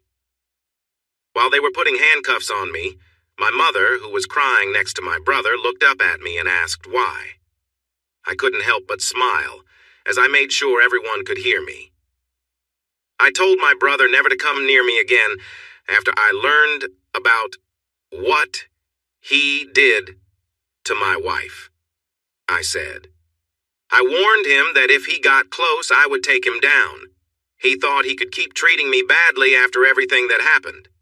I just kept my word. I glanced at the crowd, especially at my mother, who looked at me with sadness. But I did what I said I would do. I turned to the officers. They were trying to stay serious, but I could see a hint of understanding in their eyes. I raised my hands, now in cuffs. "Take me away, officers." They calmly led me to a police car and drove me a few blocks to the station. Once we were off the street, they apologized for arresting me. It was just their job. I let them know I understood and that I was prepared for the charges, but I wouldn't stand for any judgment from my family, especially from my brother. While I was being processed at the station, they allowed me to make a phone call with them listening in. I tried calling Amy, but it went to voicemail. I left a message saying I had been arrested and asked her to help since I didn't trust my family. After hanging up, I smiled and thanked the officer for letting me use my phone. They took my personal belongings and logged them with the rest of my things. I was placed in an interview room where they offered me a drink and some biscuits. News had apparently spread through the station quickly about what had happened between me and Brad. Although the officers were bound by law and procedure, there didn't seem to be much sympathy for him. After sitting there for about an hour, an officer informed me that I had a visitor. I expected to see my lawyer or maybe Amy, but to my surprise, it was Georgia. "Hi, Robbie," she said softly as she sat down across from me. I didn't respond, simply looking her over for a moment. She still carried some weight from the pregnancy, and I could see traces of the person I had once loved. Despite everything, she still had that same beauty, though now it felt more like a distant memory than something real. "So what do you want, Georgia?" I asked, my tone cold. "Haven't you done enough already?" "Robbie," she began, then hesitated, looking down at the table, her shoulders drooping. "I'm sorry. I'm truly sorry for everything we put you through. You didn't deserve any of it." She paused, glancing up at me with a mix of sadness and regret. "I never should have—" She trailed off. Then her expression changed to one of frustration. "But that doesn't excuse what you did to Brad today," she said, her voice tense. We stared at each other for a moment before I let out a bitter laugh. "You almost gave me an apology there, Georgia. But then you turned it around. Let's look at it from my side for a moment. Do you have any idea how angry and hurt I've felt these past few months? The betrayal I felt not just from you, but from everyone around me?" She nodded slightly, unsure of what to say. "Georgia, I'm not sure you really understand," I continued. "This afternoon, when I saw you all sitting there together at the cafe, laughing and acting like everything was fine, I didn't feel any love or loyalty from anyone. Not a single person even seemed to care about what I was going through." "That's not true," she replied, her voice softer. "We were all heartbroken when you walked away. We understand that you're hurt and angry, but they're still your family, Robbie, and I still love you." "Really?" I asked, unable to hide my disbelief. "In your mind, you still believe that, don't you?" She nodded again, and I sighed, feeling the weight of it all. "Well, let me give you a glimpse of what that love looked like from my side. The night I caught you both in our home, realizing the truth about the child you led me to believe was mine, it shattered everything. And hearing your words, the things you both said about me, broke whatever was left of my trust." Silence filled the room, as the weight of our shared pain settled over us. I drove around for a while, trying to find comfort in a place I thought would be safe. I expected others to feel as hurt and upset as I was, about the betrayal by you and Brad. But when I got there, I found my parents knew about my older brother being with you behind my back. They even knew that the child wasn't mine. They had the nerve to say they didn't tell me because it might hurt their business and that I was better off not knowing. So, where is the love in all that? I asked. I could imagine that if the police were watching, they would be taking notes. She tried to respond several times but couldn't find the words. We fell into a heavy silence for a few minutes, both unsure of what to say. "What do we do now, Robbie?" she asked softly. "Nothing," I snapped. "We do nothing. Take our separate paths. Finish the divorce. Maybe someday I'll find someone who values me enough to be faithful." She looked at me, tears filling her eyes. "Robbie, you know I love you, right?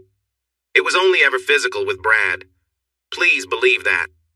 I gave a dry laugh. "It's interesting how when someone gets caught being unfaithful, they say it was just a fling. Do you understand how hurtful that is?" "But it's true," she insisted. "It was always about the physical side with him. I would leave him for you in an instant. I'm sorry about the child not being yours, but maybe the next one will be. I promise." I raised my hand and slapped my own face. Georgia looked at me like I had lost my mind. "Sorry," I said, forcing a grin. "I just needed to check if I was dreaming after hearing that. You think I would ever trust you again after what you did?" She flinched as I continued.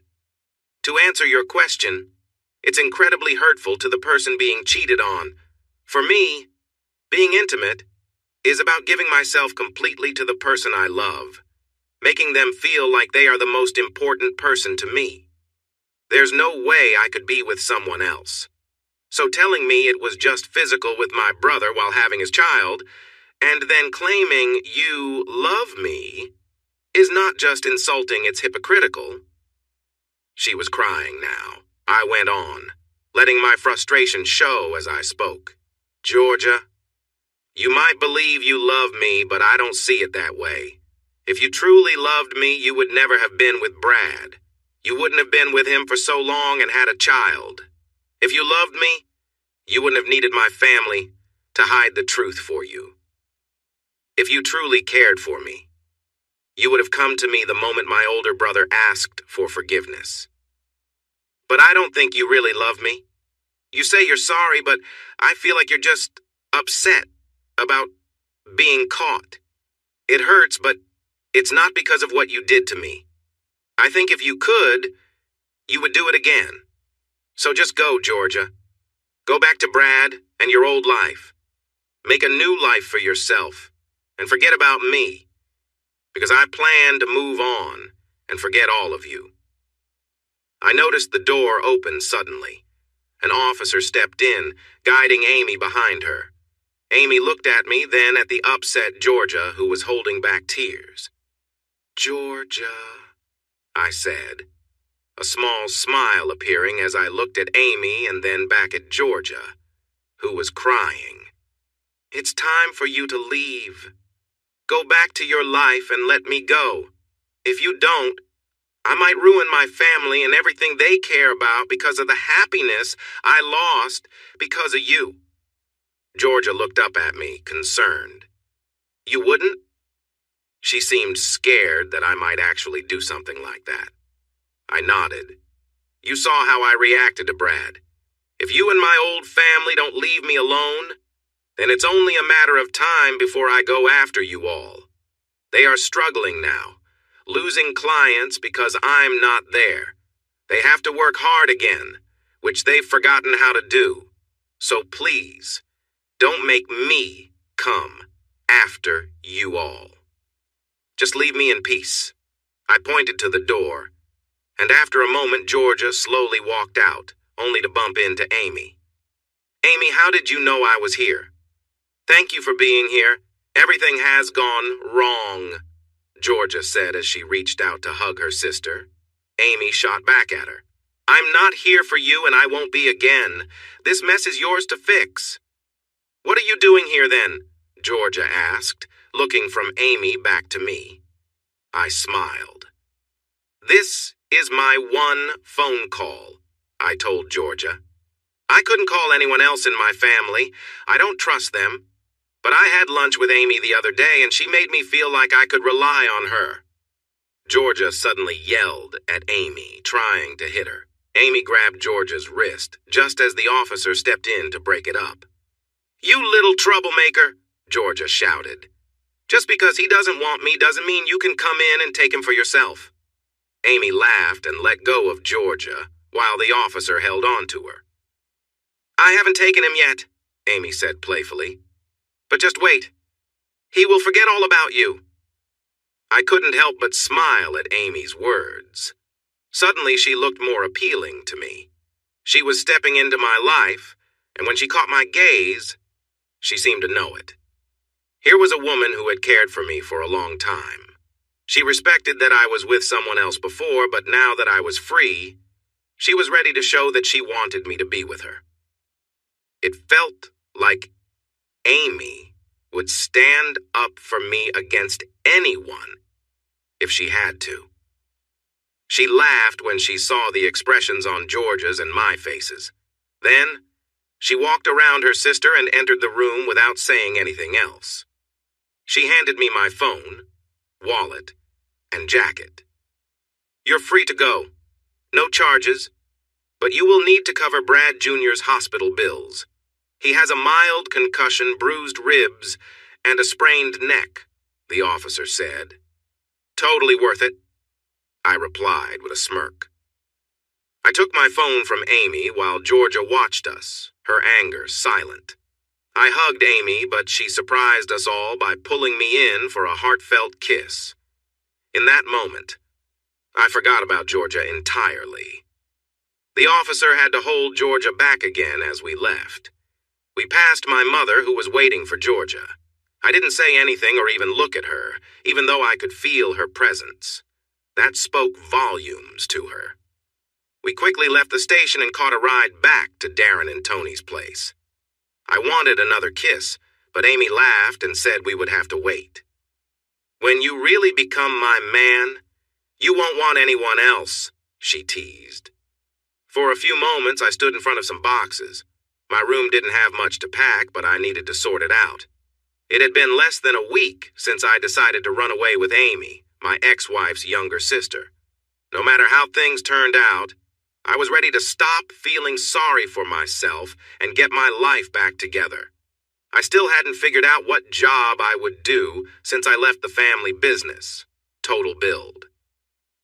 The few fights Darren helped me with earned some money, but not enough for a steady living. Amy told me not to worry about money or work. We would figure it out together. Speaking of Amy, our relationship was growing fast, and it felt a little strange. We weren't officially dating, but it felt like we were. Knowing Amy for years made it less about getting to know each other and more about deepening our friendship. I had a feeling that, like me, Amy knew it wouldn't be long before we made things official. It was a hectic time. When I wasn't training or hanging out with Darren, Tony, and Amy, I was getting ready to move. Honestly, once I figured out what to pack, or what was in storage from my breakup with Georgia, Amy took care of everything else. She arranged the movers, the finances, and even some legal stuff for my divorce. When I asked her about it, she just smiled and said she enjoyed helping me escape with her. Amy worked odd hours during the day and had a couple of evening shifts. Amy didn't share much about her job, but she mentioned that her unusual hours were due to calls for work from around the world. Most of the time, Amy worked from a hotel room here on the Gold Coast. When she wasn't working, we enjoyed spending time together. When we could, Amy and I went out for lunch or dinner. I loved that she was often by my side when she wasn't busy. She came to see me train with Darren and even watched one of my Saturday fights against another local. The fight ended in a draw. Still, from how Amy talked about the match afterward, you would have thought I had won easily. In those early weeks, I wanted to repeat the kiss we shared at the police station many times. I knew we both felt the same way because we often had to stop ourselves from getting too close. We talked about taking things slow. We both understood our relationship was special, but we wanted to make sure I was ready before moving forward. The day before my big move, Amy helped me gather everything I had at Darren and Tony's place. This included my belongings already in storage, which we packed into a large storage unit. Her movers would pick everything up in a few weeks and take it to her place. All I needed to keep out were the essentials: a few outfits, my new laptop, and my training gear. The night before the move, Amy and I spent time at Darren and Tony's. We all had a great evening enjoying Thai food together. During dinner, we chatted about all kinds of topics, like old friends do. Amy held my hand through it all and gave me knowing looks. After a couple of bottles of wine, we played some fun games, including an indie game called Throw Throw Burrito that turned out to be a hit. As the night wrapped up, I was surprised when Amy didn't leave as she usually did. Instead, she followed me into the guest room I was staying in and slipped under the covers after skillfully changing into her pajamas without showing me anything. I raised my eyebrows in surprise, and she giggled as it was my turn to change into my own comfortable clothes before sliding into bed beside her with open arms. She nestled against me, resting her head on my shoulder. "It's okay, Robbie.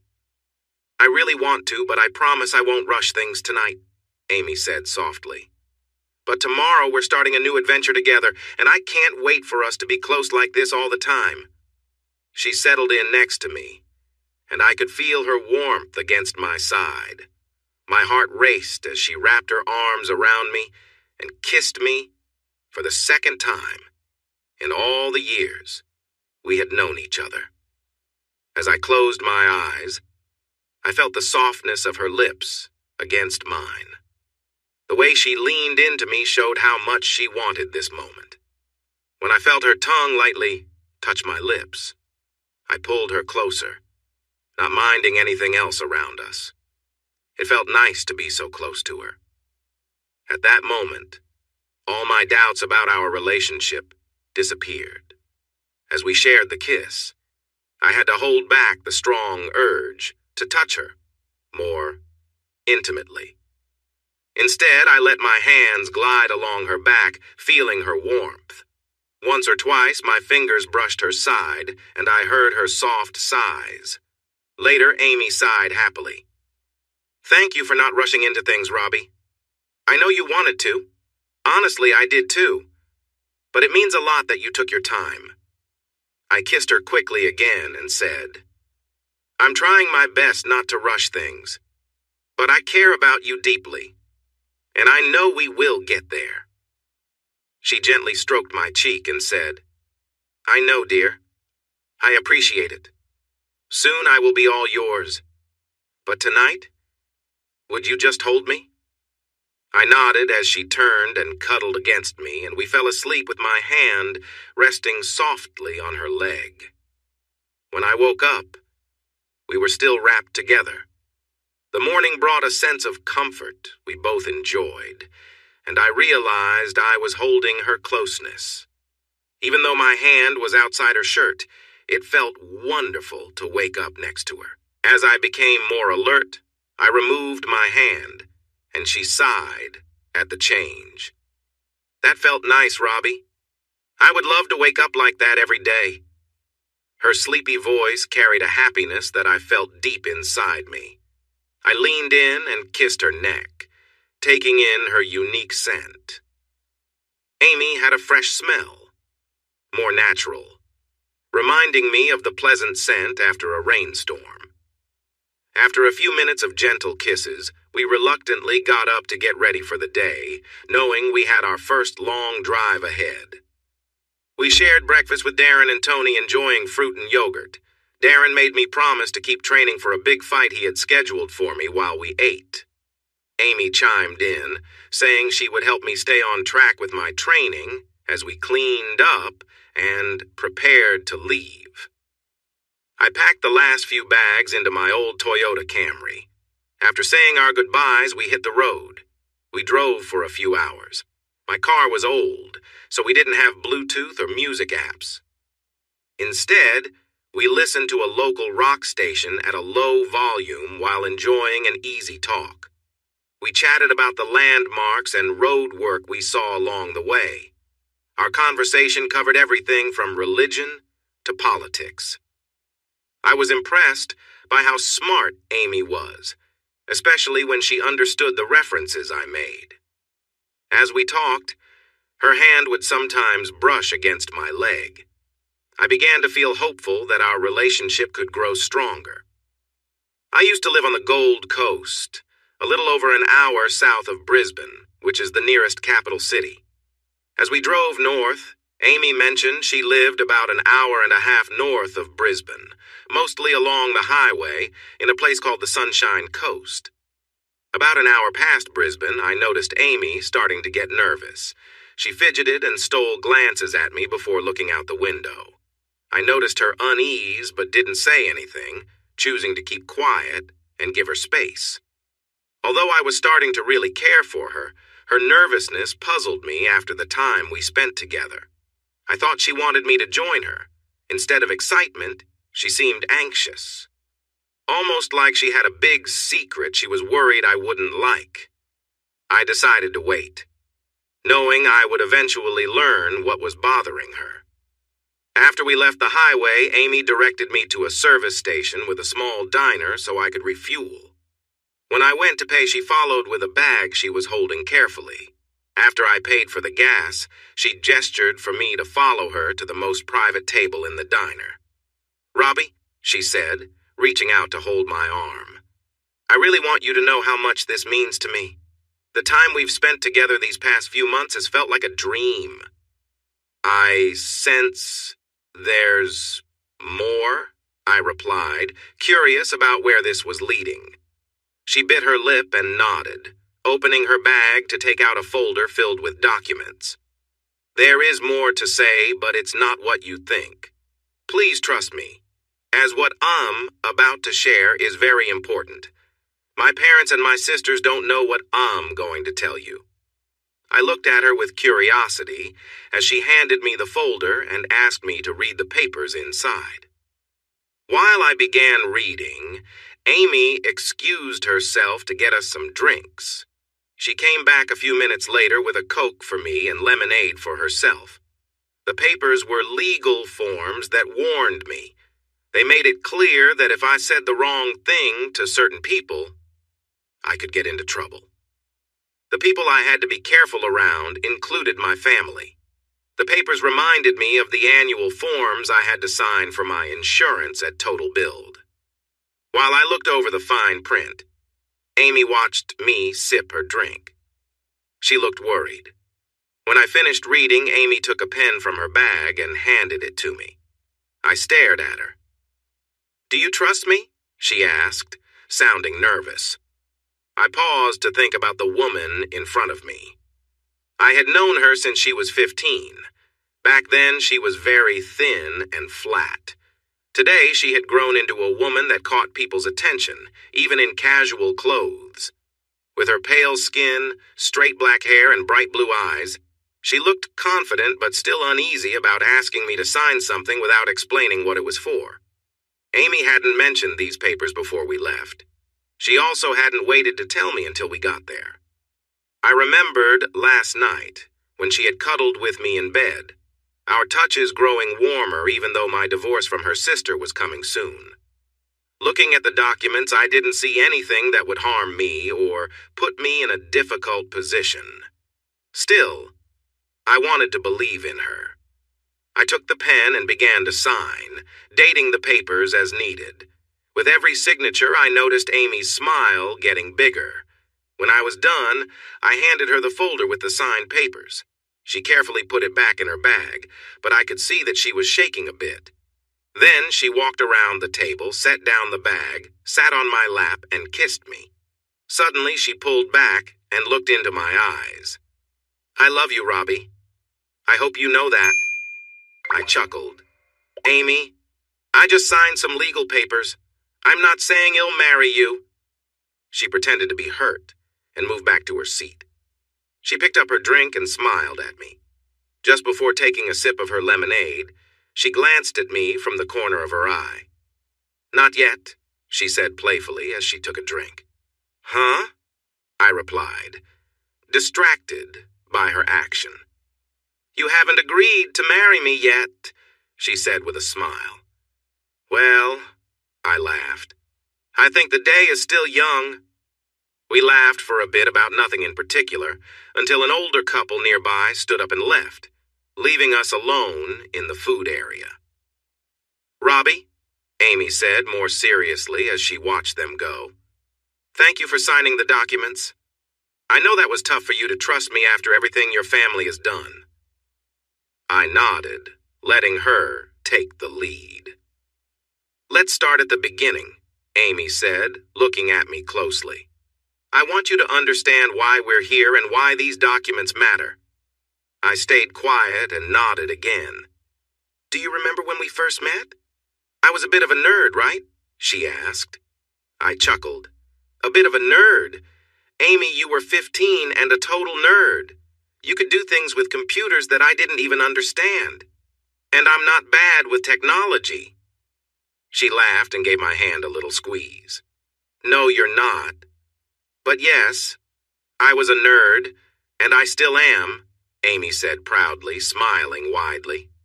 One of the things I did back then was play with cryptocurrency when it was mainly just Bitcoin mining and not worth much. My eyes widened as I realized where she was going with this, and she smiled at me knowingly. Yes, she said. I had a lot of Bitcoins when the price exploded. I was smart to sell most of them at the right times. So, you're doing well? I asked, curious about my new girlfriend's financial situation. That's one way to say it, Amy replied softly. After cashing out a significant part of my crypto, I didn't just sit back. I took my money, did my research, and started an investment company called Alro.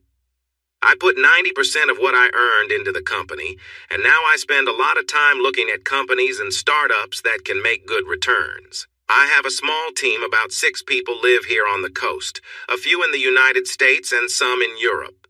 In the past year, we've done so well that we've had U.S. investors giving us money for our next projects. Amy smiled at me. You know how Americans like a determined Australian. I'm young, and I can say g'day just the way they want, so Alro has been profitable. How much profit are we talking about? I asked, curious if she would share. Amy looked at me for a moment before smiling. After costs, Alro made a $6 million profit last year. $6 million in profit? I was amazed. Yes, and I take a 10% cut of the profit, she added proudly. Wow, just wow. I looked at Amy with a new level of admiration.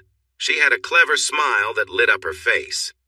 That's why the legal agreements, Amy concluded, wrapping up her explanation. I don't share much about my life with others, especially outside of work. And I've never told my parents because I didn't want them to know. I worried they might ask me for money. They think I have a regular office job and not that I own a company. In a few years, it won't matter since I plan to settle down and start a family. But for now, I want to stay out of the spotlight. I chuckled a bit. My girlfriend had been keeping her success a secret from us all these years. What happens next? I asked. I take you home and we live happily ever after, she said confidently.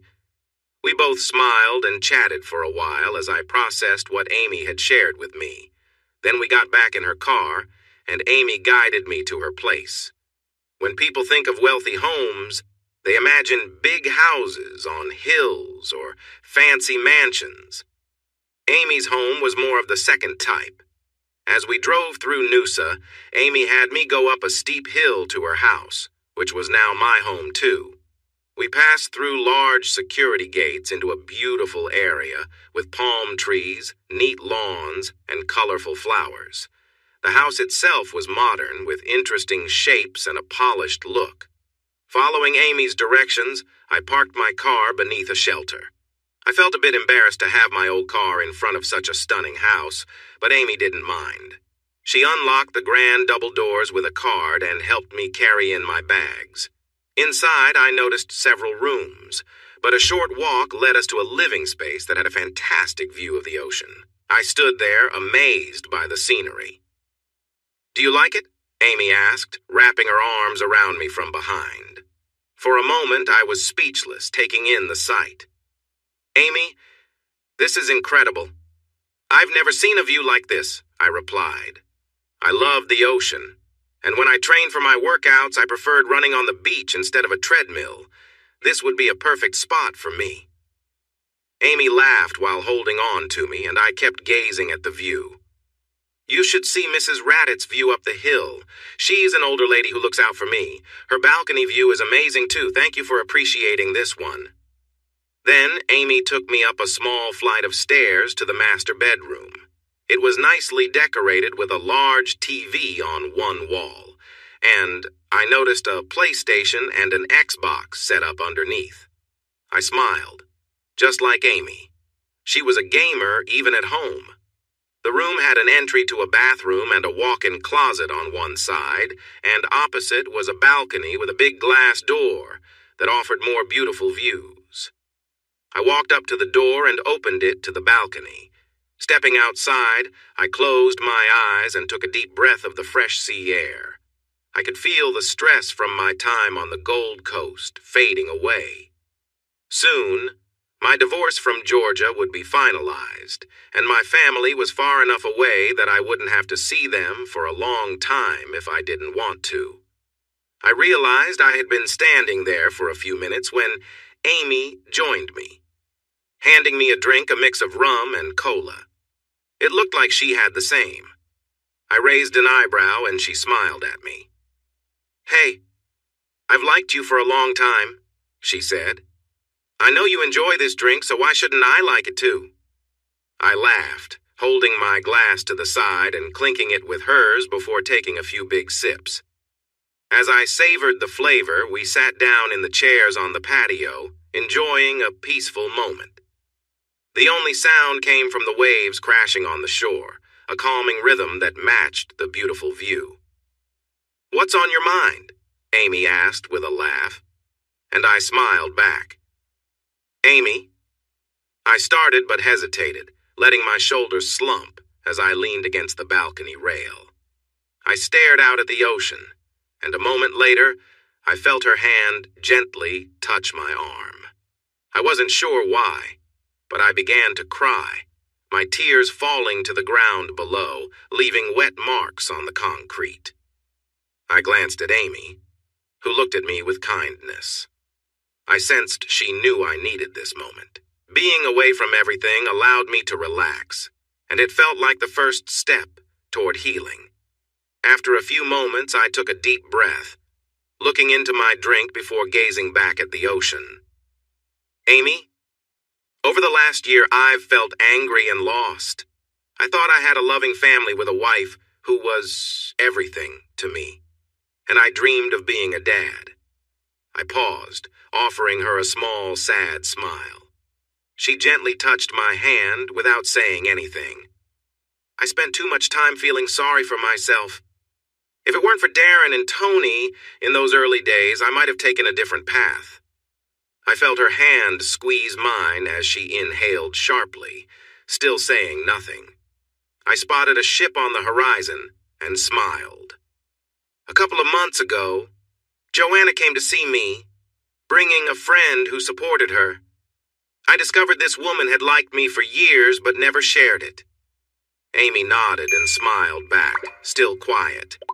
"Since then, she has been there for me, calling when we can't be together, and holding my hand when we are." She laughs with me, and I know she will cry with me because her hurt is the same as mine from losing a sister. Then she asks me to run away with her, pointing to the ocean and the house behind us. I realize that not only does she like me, but she has grown to love me. She is wealthy, very smart, has a great sense of humor, and kisses very well. Her stunning blue eyes can compete with the beauty of the ocean around us. I turn to her and gently hold her chin, then move my hand to cup her cheek as I look deep into her eyes. "Amy," I say, taking a deep breath as I prepare to express my feelings. "You told me earlier that you love me. I know I still have scars from my past. I know there's still a lot of pain inside me, but you brought me here because you care. I believe. No. I know that the feelings are there. They started growing when you stayed behind with me, after Joanna left. I'm confused and can hardly believe I can feel this way, but Amy, I love you too." "Robbie?" Amy asks softly, her voice shaking. "You love me? As in, you really care about me?" She sounds like she can hardly believe it. When she sees the tears in my eyes, I nod. "I do, Amy. I truly do. I know I have my issues, but I love you just as much, if not more than I ever loved Georgia. This feels stronger, especially since we're just starting our journey together. I love you because you haven't pushed me for anything. You never demanded anything from me. When I look at you, my heart races. When you're not with me, it feels like all the warmth has left the room. When my phone rings, I rush to it hoping that it's you. Every day I find it hard to think about leaving you. Even if all we had was a small rented apartment with noisy neighbors banging on the walls or having parties late into the night, I still would want to be with you." Amy laughs. "We can move there if that's what you want, but I like this place. As long as I'm with you, I'm happy to live anywhere." I smile and kiss her gently before we sit at the balcony table again. "So, what's next?" I ask. Amy takes a sip of her drink, thinking for a moment as we relax together. "Well," she says, "not many people know about Alro outside the investment world, and everyone who does is bound by the same privacy rules that you are, believe it or not. I am too." I raise my eyebrows in surprise. "I want to keep my money safe, Robbie. I worked hard for it. Sure, I was in the right place at the right time at first, but it worked out because of that privacy. We make investments quietly as private equity. Most of the time, things go well with the right support." "I mean what I said," Amy told me seriously. "I want you to come with me. I need to visit the staff in the US and Europe at Alro, and I'd love it if you joined me." "You want me to join you?" I asked, raising my eyebrow, which made her giggle again. "Yes, Robbie. I really want you with me every night. I want you away from my difficult sister and your messy family for a few months. When we return, I have an idea for you," she said, a playful smile appearing on her face. I laughed. "I'm sure you do." I realized that Amy often had a plan. "Okay, let's go for it." Her smile captured my attention, and I found myself staring at her. "Amy," I said, a playful grin spreading across my face. "Yes?" she asked, her expression brightening. "Be my girlfriend," I said. She didn't say anything, but she set her drink down and kissed me. "That's a yes," I said when she pulled back. She playfully slapped my arm. "Of course. I've been your girlfriend since I helped you out of jail." We both laughed and pulled out our chairs, spending the rest of the afternoon discussing all the places she wanted to take me.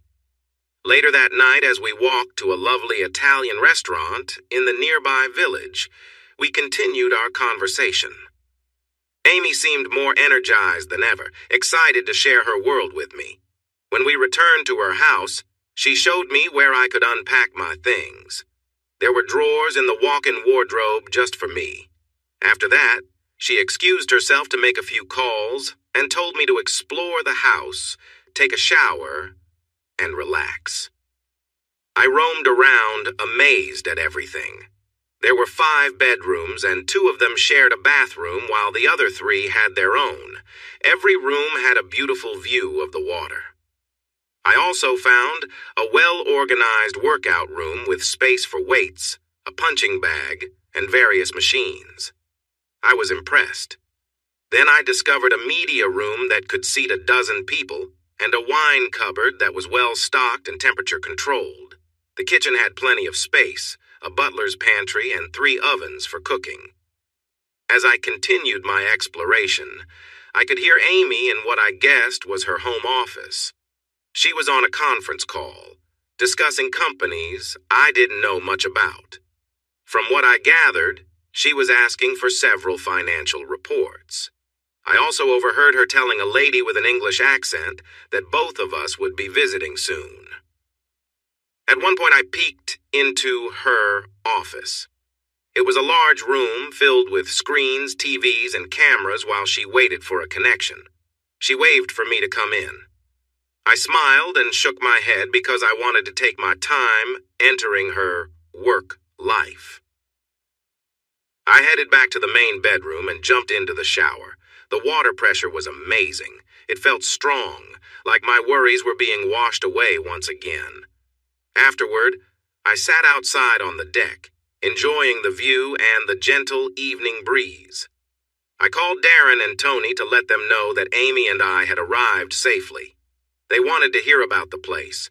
I kept my answers brief, unsure of what I could share. We talked about my training for the upcoming fight. And halfway through the chat, Amy came out onto the balcony with a smile when she realized I was talking to Darren and Tony. I switched to speakerphone, and the 4 of us chatted for about half an hour about the trip. And, of course, Darren asked about my training schedule. I laughed at his question. "You should see the gym setup Amy has here, Darren. It's going to be amazing to train in." Quickly, I realized what I said and looked at Amy, worried. She just laughed. "It really is, Darren," Amy said, her eyes shining. "I use it when I can, but honestly, about a month ago, I set it up for Robbie so he would have a place to train. We will get you up soon. Sound good?" "Sounds great. I can't wait to see your new place." "Robbie," Darren replied, and I could hear the excitement in his voice. I mouthed an apology to Amy, but she smiled and waved it off. She indicated she was going to take a shower and told me to keep chatting. Darren and I talked about preparing for my first big fight, which was set a few weeks later in Brisbane. It would be a significant event since it was my first professional match. Darren thought I was ready. This time we would be driving from different directions instead of together. A few minutes later, I ended the call and went back into the room. Amy, just out of the shower, came into the bedroom. "Amy, I'm so sorry about what I said about the gym. Wah!" My voice trailed off. I couldn't find the right words. Amy stood in the doorway between the bedroom and the bathroom, wearing something light. It was delicate and didn't cover much. As I mentioned earlier, while Amy and Georgia look alike, that's where their similarity ends. They are only half-sisters, sharing the same mother but having different fathers. Amy's father, Peter, is one of the most relaxed, wonderful guys I know. Amy's striking looks and presence were clearly inherited from her father's side. Her beauty and confidence radiated in a way that left others in awe.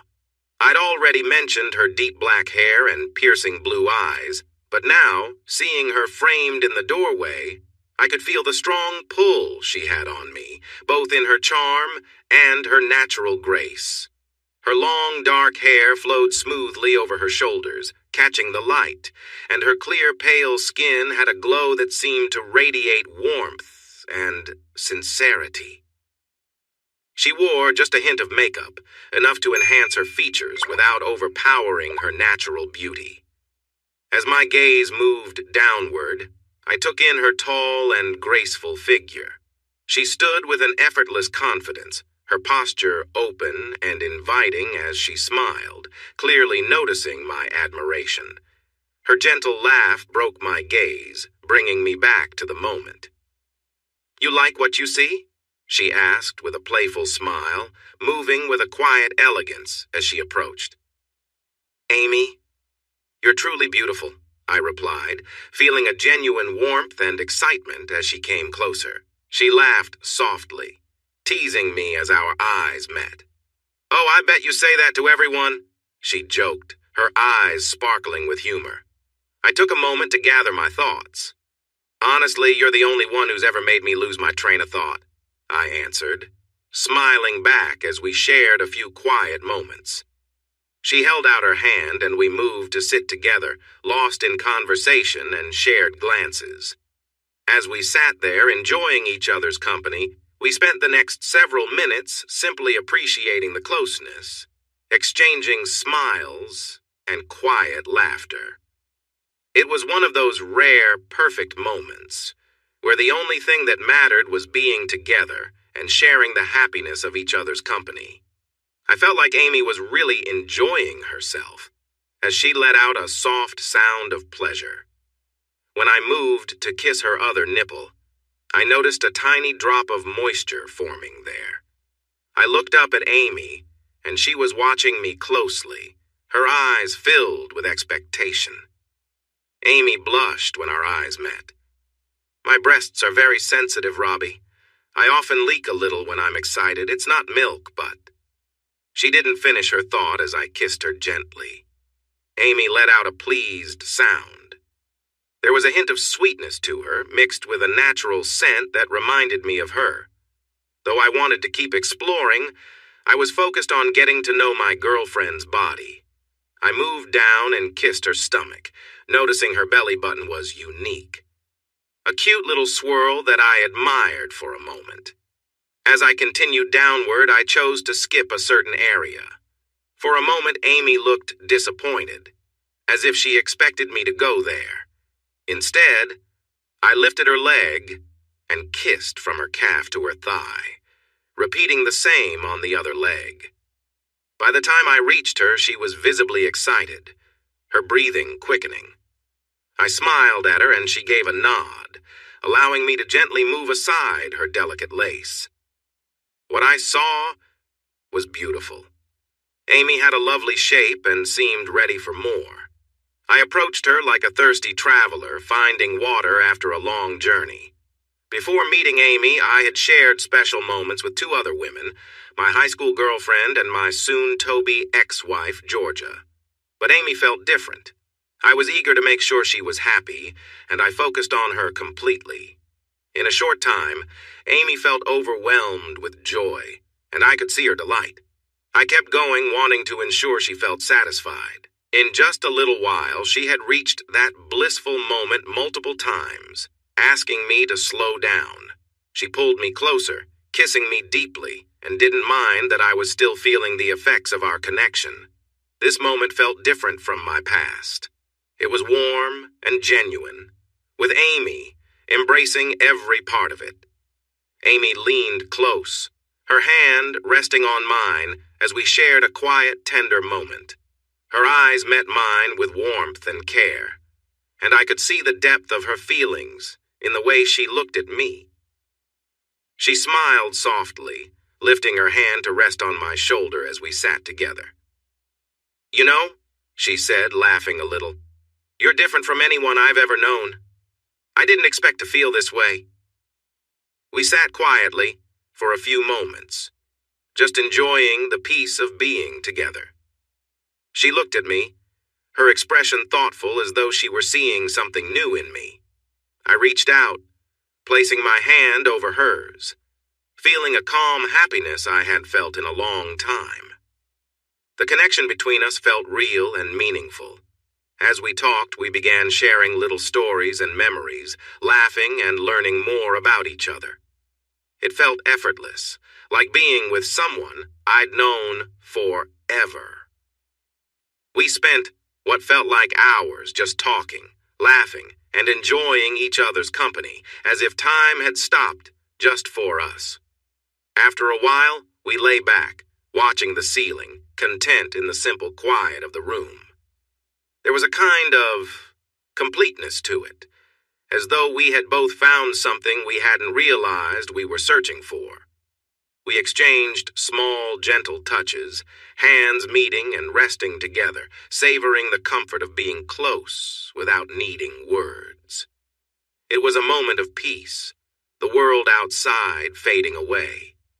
As the night deepened, we drifted off to sleep, side by side, knowing this was a memory that would stay with us, a quiet, perfect evening, shared with someone who felt like home. Amy slowly leaned forward, her expression filled with trust and warmth as she looked into my eyes. I could feel the depth of her feelings as she took my hand, holding it close, her touch gentle yet steady. She leaned against me, resting her head on my shoulder, and for a moment, everything around us seemed to quiet down. "Robbie, I love you," she whispered, her voice soft and filled with emotion. Her words carried a significance that struck me deeply. I wrapped my arms around her, holding her close, wanting her to know how much I cared. The feeling of simply being together, close and comfortable, was enough to fill the moment.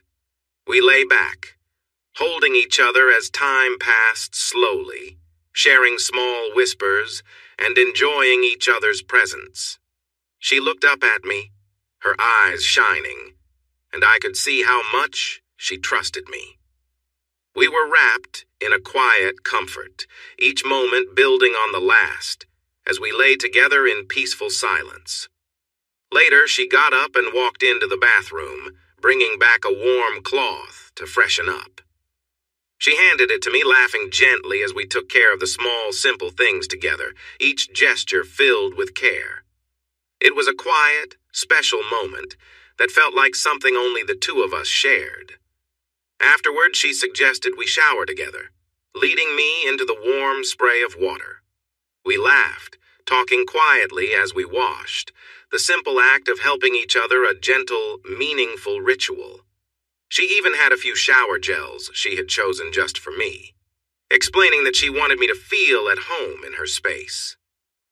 "Did your last boyfriend leave these here?" I teased, chuckling. She playfully gave me a light nudge, pretending to be hurt. "Robbie, you goof," she said with a smile. "There's only ever been you. I've been on a handful of dates in my life." Her honesty and the simplicity of her words made me smile. We stood there for a moment, looking at each other, sharing the happiness of knowing that, in each other, we'd found something real. It was a perfect end to a night we'd both remember, but none got more than a kiss on the cheek, and no one had a second date because they weren't you. "It has always been you," she said shyly. I hugged her as she began to tear up, holding her close as the water flowed over us. "I'm sorry, dear," I said gently. "I know you gave me a wonderful gift earlier, but I thought, well, you were so amazing, how could I?" For a moment, she looked up at me, her eyes misty but holding a sparkle of joy. The fear of rejection drifted away as she realized I wasn't judging her for her past. "I'm a bit of a nerd, remember?" Amy said. "I may not have much experience, but I've watched a lot of films and have had some fun toys." She hesitated, deciding if she wanted to share more. I held her close as the water flowed around us. She rested her head on my chest. I thought about going further. I tried a few things, but I couldn't. Amy said, her hands resting gently on me. "But I am so glad I got to be with you first. For so long, I dreamed of you being my first Robbie. I was even jealous of my sister. But tonight I finally felt like I belonged to you." I kissed her softly, and we exchanged sweet words about love and promises for the future. After we got out of the shower and dried off, we returned to the bedroom, changed the sheets, and snuggled in bed, our arms around each other. As we both drifted off, I reflected on the past year. Despite the rough times in my life, I felt thankful that everything had happened as it did, because it led me here, in Amy's arms. I listened as Amy's breathing grew steady and deep as she fell asleep. I kissed her head, feeling sleep pull me in too. I whispered, "I love you," as my last thought. It felt like she tightened her hold and sighed lightly as I finally fell into a deep sleep for the first time in months. The next month was full of activity. Amy introduced me to her team in Noosa, including her housekeeper and gardener who helped keep the place neat, especially when she was away. When they realized who I was, everyone smiled during the introductions. They all knew Amy had liked me for a long time and were glad she was happy. Amy also arranged for me to meet her lawyer, George Brady. He was a distinguished older man, just as you would expect from a top lawyer. At Amy's request, George took over handling my divorce. As he managed Amy's legal affairs, it meant he also took care of my situation now that I was with her. George informed me that I needed to attend a final meeting with Georgia in a couple of weeks because we were completing the last of the paperwork, and he would be there with me. As we reviewed the case file, George pointed out that, like many others in similar situations, Georgia's lawyer was trying to delay the process. Georgia thought that if she fought hard enough, I would change my mind about the divorce. However, I was clear that nothing would stop the divorce since we had proof from my video and a test showing that while Georgia's son was connected to me, he was not my son. There would be no chance of us getting back together, and neither Georgia nor my family could change my mind. I told George that at first, Georgia and my family had tried to pass her child off as mine. But they backed off when my previous lawyer explained that it could be seen as dishonesty and would not look good for any of them if it became known. As my new lawyer, George believed we would not have any trouble finishing the divorce. I was a bit surprised when he changed the subject. Peering over his glasses, he warned me to take care of Amy. He saw Amy less as a client and more like a daughter, so he would be keeping an eye on me. I smiled back and assured him I would be careful to ensure he did not take advantage of Amy, since he was a tough lawyer. By the end of our conversation, we shared a good laugh like old friends, both pushing each other yet showing we cared about Amy. It felt different, but I realized for the first time, I liked a lawyer. Over the next few years, George would become a close friend. I believe Amy and I spent more time with him and his wife, Cynthia, than we did in a professional setting. Amy also asked George to help me update my passport and arrange my visas so that I could travel with her on her upcoming trip abroad. We were set to leave a few days after the divorce was finalized. The last thing on my mind was my first professional fight coming up. It would take place in Brisbane, and I was a bit nervous because it was going to be broadcast on one of the cable channels. The opponent I was facing was a professional fighter from the States. I was to serve as a warm-up match before he faced a well-known Aussie fighter scheduled to fight him a couple of weeks after me. I anticipated the fight to be tough. I knew I could hold my ground against him, but I wasn't expecting to win. I was surprised when Amy arranged for Darren and Tony to sign privacy agreements a few weeks before the fight, bringing them in to help me train for the last 2 weeks. Darren would work with me on my training, while Tony managed my diet. Once they got over the initial shock of Amy's situation, Darren took training seriously, pushing me hard hour after hour. We ran 10 kilometers on the beach 2 times each day. Darren made me run at least half of that on the soft sand before pushing me hard in the gym. Darren worked as a trainer at a gym that focused on martial arts. We met a few years back when I wanted to try different styles. At first, I trained for mental focus. The variety of movements helped me relax and taught me to respond better in my business life. After training with me for a few months, Darren thought I had potential as an amateur MMA fighter. He believed I could benefit from participating in some local matches. Over the years, Darren became my mentor and coach through many fights. Though I had only made a little money from fighting, my reputation increased. Last year, I had a lot of energy to release. which caught the attention of the National MMA League. They wanted me to fight a professional. This televised fight meant we would earn a good paycheck, win or lose. For Darren, even a draw would be almost 3 months' worth of pay. I didn't have a job, so earning some extra money made me feel less like I was living off my girlfriend, Amy. Every other day, Darren changed our routine. We would run twice the distance with a light workout, then spend hours watching my opponent's fight videos to discuss strategy. The best part of my day was the evenings. Amy gave me wonderful massages to help my tired muscles relax. Tony prepared our meals. I was used to strict diets before fights, but this was even more controlled. She managed calories, sugars, and fats very well. Tony was great at cooking, and I was glad the food tasted good. When she wasn't focusing on my diet, Tony spent a lot of time with Amy. I noticed a sisterly bond forming between Tony and Amy. Tony had lost her younger sister in a tragic accident years ago, so I was happy that Amy could provide her with some comfort. On the day of the fight, Amy, Darren, Tony, and I traveled to Brisbane in Darren's truck.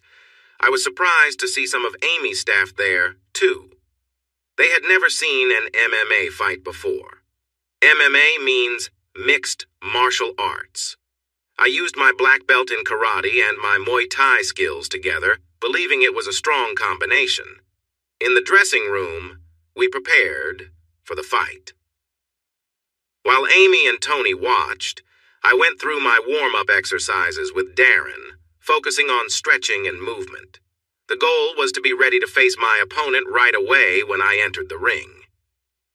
The event organizer came in about an hour before the fight to tell us that the reporters and camera crews were ready for the pre-fight meeting. My opponent, Cody McGuinness, was a tall man, standing at 6 feet 3 inches. He was very big and strong, especially in his arms.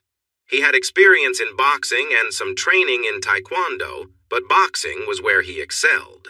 He joined the U.S. Professional League a few years back after winning 3 fights by knockout. He was ranked a bit below middle in the Professional MMA League in the U.S. While he wasn't super famous, many people followed his matches, which helped get this fight shown on cable sports channels.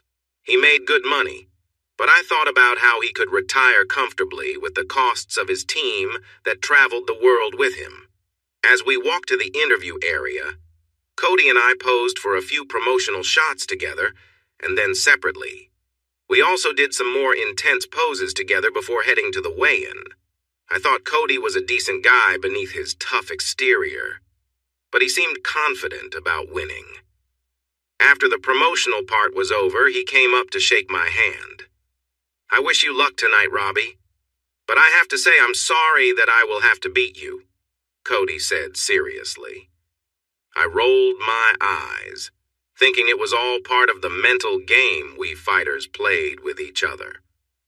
"No worries, mate," I joked, using a playful accent. "Just make sure to delay your next fight after I get you checked out at the hospital," I replied, with a grin. He chuckled good-naturedly, resting his hands on his hips. "Sure, little man, whatever you say. Just so you know, I've already planned for an ambulance. If your friend needs a ride later, I'll be happy to help," he said, nodding toward Amy with a smirk. He turned and walked away, leaving me to look at Amy. She was bright red after Cody's teasing comments. "Don't worry, he's just joking. It's part of the mind games to get into my head before we fight," I assured her as I walked over. "I know," she replied, watching him leave. "But that still seems really mean." I chuckled. Honestly, he was pretty mild. Some guys really go all out, swearing and getting in your face. We both laughed at that. "Speaking of families," Tony interrupted, looking a bit shy. "Your family is in the audience tonight." "What?" Amy and I exclaimed together, turning to Tony. She nodded. Sorry, but I thought you should know now so you can get ready," Tony said. I saw them in line for tickets earlier. It seemed like everyone was here. Georgia, Joanna, your parents, and even your brother. Just what I needed, I said, feeling down. Suddenly, Amy pulled me aside. Use it, she said urgently. Use what? I replied. Them!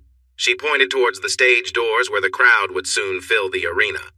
Use the hurt they've caused you to fuel your fight. If you can't move on from it, let it drive you to show them your strength. About an hour later, I was feeling loose and ready when I stepped into the ring. I glanced at my family. They waved, but I looked away. The fight took place in a small arena that was about half full. If it weren't for my opponent, it could have been at a nice gym. The event organizers wanted Cody to get used to the venue for his bigger fight in a few weeks. According to reports, I was just a warm-up for him. The arena had over 700 seats, and my family ended up in the upper sections, which was fine by me. None of them had come to any of my fights before, including Georgia. She thought it was too brutal. And while she liked fitness and a fit partner, she wouldn't attend when we were together. Now that we were separating, it was clear they wanted me back at Total Build. I figured the upcoming court date was the only reason they showed up. Through Amy's dad, Peter, I learned that Total Build was struggling. My parents had to let go of about a third of the staff. They lost several clients because of mismanaged quotes, including the job that started all of this chaos. While she loved being a mom, Peter mentioned that Georgia wasn't happy with Brad Jr. My older brother was not stepping up as a father. After I left, he quickly moved in with my ex-wife. I heard gossip that he preferred drinking or pretending to work instead of being at home. He often referred to his son as the brat, thinking it was funny. So, with some satisfaction knowing my family was having a tough time and my ex-wife was struggling, I was ready to take on Cody with everything I had. Cody entered the arena to a much louder cheer than I received. Music played and a big video showed him off as the top fighter in what he thought was a small scene. We touched gloves and returned to our corners. When the bell rang, we both rushed out fast. Cody, with his boxing skills, aimed for my face with quick punches to throw me off balance. I quickly dodged, going for his legs with some moves I'd learned. He nearly fell 3 times in that first round, but managed to stay upright. He hit me a couple of times. I have to admit they hurt a bit, but I got in a few good hits on his sides, so I knew I had made my mark too. By the end of that round, I felt we were about even. When the bell rang for the second round, I noticed that Cody seemed more careful now. In round 2, we exchanged punches again. As a boxer, he focused on my head, trying to land a knockout punch. He hit me a couple more times, making me feel a bit dizzy, but I fought back hard, landing several punches to his midsection and legs, and even one to his head still. He managed to remain on his feet. During round 3, we moved around, and the referee had to step in to separate us when we got too close. That's when I made a mistake. For just a moment, I took my eyes off Cody. I got distracted by my older brother who was laughing and pointing at me. That moment of distraction cost me. Cody's punch hit me right in the face and I fell hard. For a moment I was stunned, and the referee started counting. By the time I realized what was happening, he was at 4. I got back up and the referee looked me in the eyes to check if I could continue. I nodded but couldn't help glancing at my brother, who was grinning and chatting with everyone around him, his arm around Georgia's shoulders. My parents and sister were laughing at whatever he was saying. I felt a rush of anger. I shook off the last of my confusion as the referee stepped back, and then it was time to fight again. This time, my punches felt stronger, and I started using my legs and knees more. Cody looked surprised, shifting into a defensive posture. He raised his arms to protect himself from the series of punches I aimed at him. After a tough exchange, where I hit him hard and then paused to catch my breath, I saw my chance. He was shifting his stance, thinking that I would take a moment to rest. Honestly, I was feeling the effects of his earlier punch, and I was tired. But he made a mistake by lowering his arms momentarily, thinking I was out of reach. That was my moment. That was when I made my move. Just like I had done before, I charged at Cody with a powerful kick aimed at his head. As I launched my attack, everything seemed to slow down, and I focused on my goal. The noise from the crowd quieted down, and all eyes seemed to focus on my foot, moving towards Cody's head. I turned my body while kicking, putting extra force into my strike. My foot hit his cheek, and he'll never forget the gasp from the audience. For a moment, everything seemed to freeze as energy transferred from my foot to Cody's head. As I finished my turn, Cody fell against the side of the ring. He landed on his side, his mouth guard hanging loose. His body shook a little, but his eyes were shut, and he began to drool. No one said a word as the referee rushed to check on Cody and started counting. Cody didn't move. When the bell rang, the crowd erupted into cheers. I raised my fist in the air, turning to celebrate with everyone. But when I looked at Brad Jr., Georgia, and my family, they were not cheering. Brad looked worried, remembering my move from a few months ago. I locked eyes with him and whispered, "You got this." My brother took a seat, and he understood. An ambulance crew came into the arena to check on Cody, who was still unconscious. After using smelling salts and doing some checks, they took him out on a stretcher to the hospital. The referee took my hand and spoke into the microphone. "The winner by knockout, your new champion, Robbie Other," he announced. Soon after, Darren, Tony, and Amy were in the ring. Darren was grinning widely, and Tony was cheering proudly. Amy hugged me tightly. It felt a bit painful, but I was happy. Then she kissed me, which made the crowd cheer even more. I noticed 3 things when I looked up. The sports reporter was excitedly talking about me on camera. Amy wouldn't let go of me. And my family seemed to be arguing with Georgia about her being in the ring with me. I gestured for my family to come over to Darren, Tony, and Amy. They followed my gesture, and we all laughed as they exchanged words back and forth. For the next 2 hours, I went through post-match checks. Darren was pleasantly surprised by our winnings.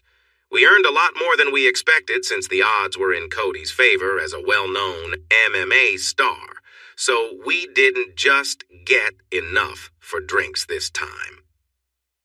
During the post-match interview, reporters wanted to know what happened in the 3rd round that motivated me.